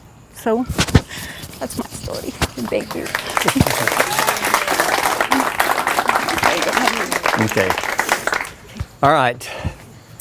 One time about, 6 months ago or something, they were at our house, we were playing games. And I don't know if Ethan remembered this or if he did it on purpose or what, but in the middle of the game, he called me Dad. So, I didn't say anything because it caught me off guard, But I just want everybody to know that everything that's been said about him, I feel is true. He's a wonderful person, and I love him. I love my daughter too. And there's one more thing. I'm very happy, very, very happy that they went and got married for a couple of reasons. One of them is that Ethan's the greatest guy in the world, and it's perfect. Another one is that if I would have had to walk her down the aisle, I would have probably cried like a little baby. But third, they saved me a boatload of money. So I wish every dream of yours to come true, but one, so you have something to strive for. I love you.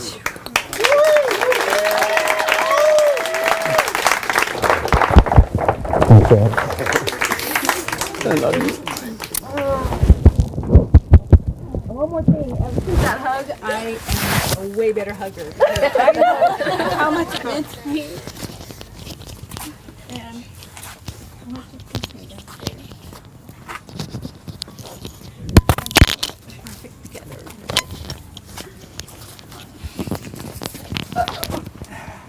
There we go. I just wanted one thing to say. I love you and Veronica very much.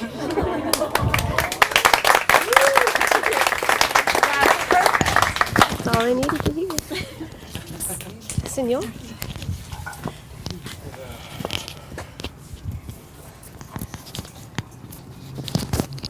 All right.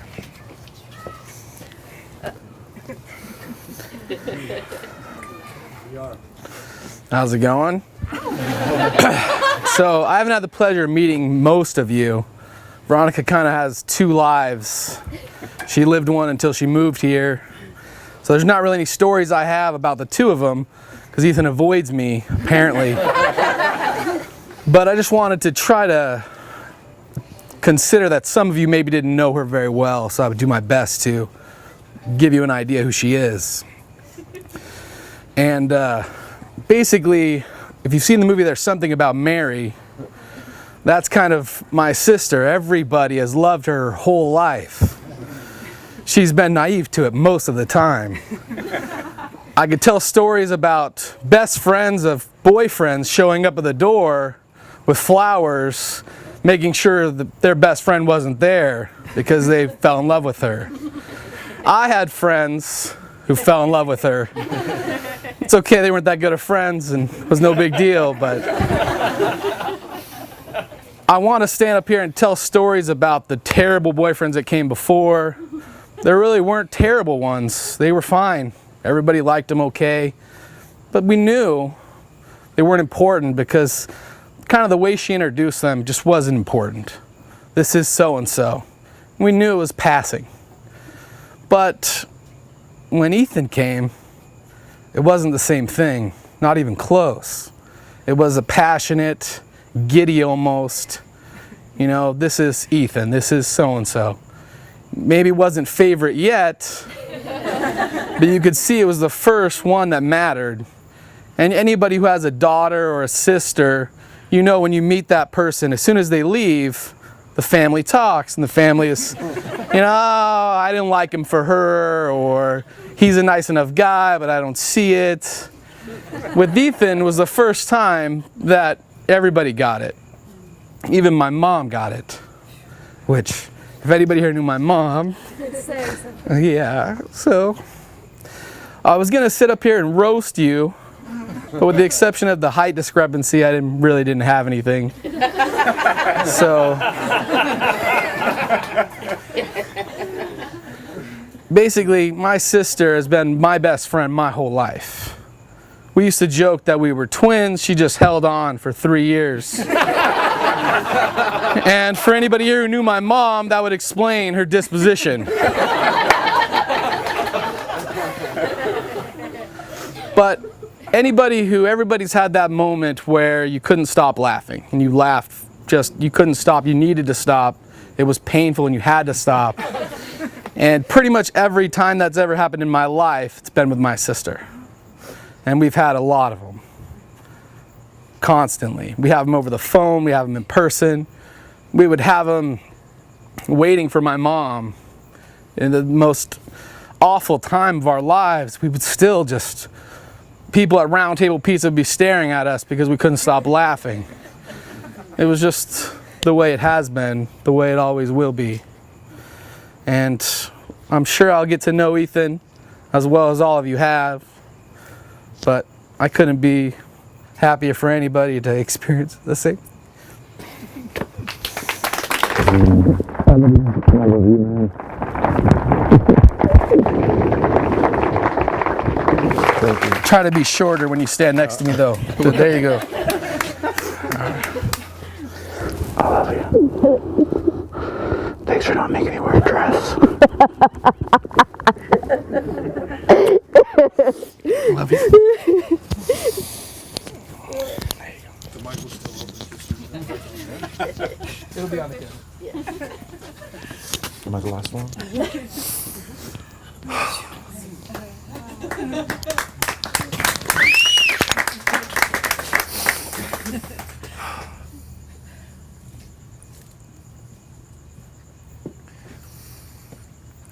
I can't believe this is live, is what I was thinking just now.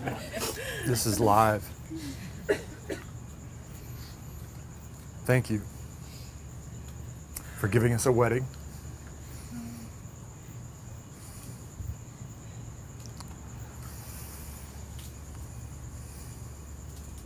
Thank you.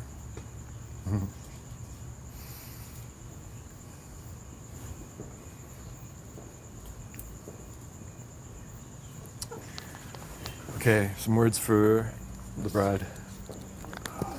Good luck. Good luck with that.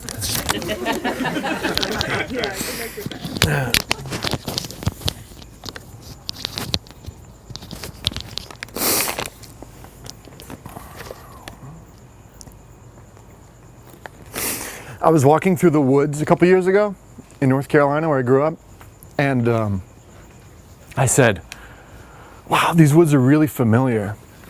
Because I used to like carve out paths and trails, you know, like running through the woods. And I said it out loud. I said, I used to run through these woods.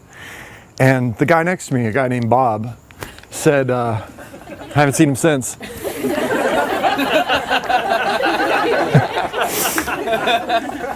But he looked at me and he was like, you know, home is the first place you reach out from.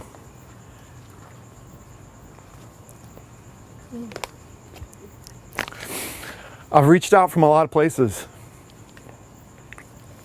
Asheville, North Carolina, McAllen, Texas, Morón de la Frontera, Spain, Colombia, South Carolina, Weaverville, North Carolina, Detroit, Michigan, Quito, Ecuador, Bogota, Colombia, Evanston, Illinois, London, England, New York, New York, Windsor, Canada, Los Feliz, Miami, God. I've reached out from a lot of places, and I've reached out from this place here, and this was the first place that we reached out together. You came over and we went for a walk. It was a really long walk, and we talked about a lot. We talked about growing up. We talked about art, listening, storytelling. Remember how people looked at us?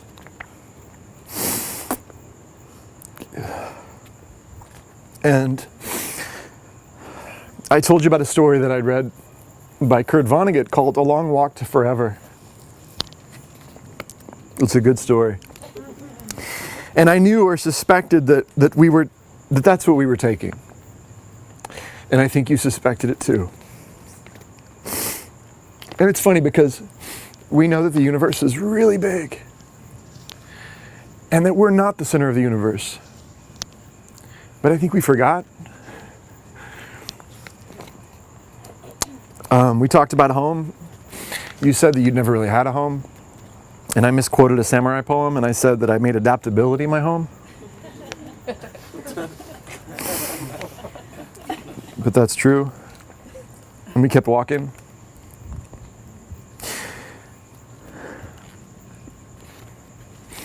You're not the first place that I reached out from, but you are my favorite. My favorite dancer. My favorite keeper of secrets. My favorite secret. My favorite question. My favorite soul seer. My favorite teacher. My favorite engineer. My favorite beer drinker. My favorite, what's the difference between jam and jelly? Joke teller? Ask her later. My favorite March Madness watching partner. My favorite partner. My favorite travel partner. My favorite listener. My favorite critic. My favorite coin cup maker. My second favorite cook. My grandma's my favorite. But once she dies,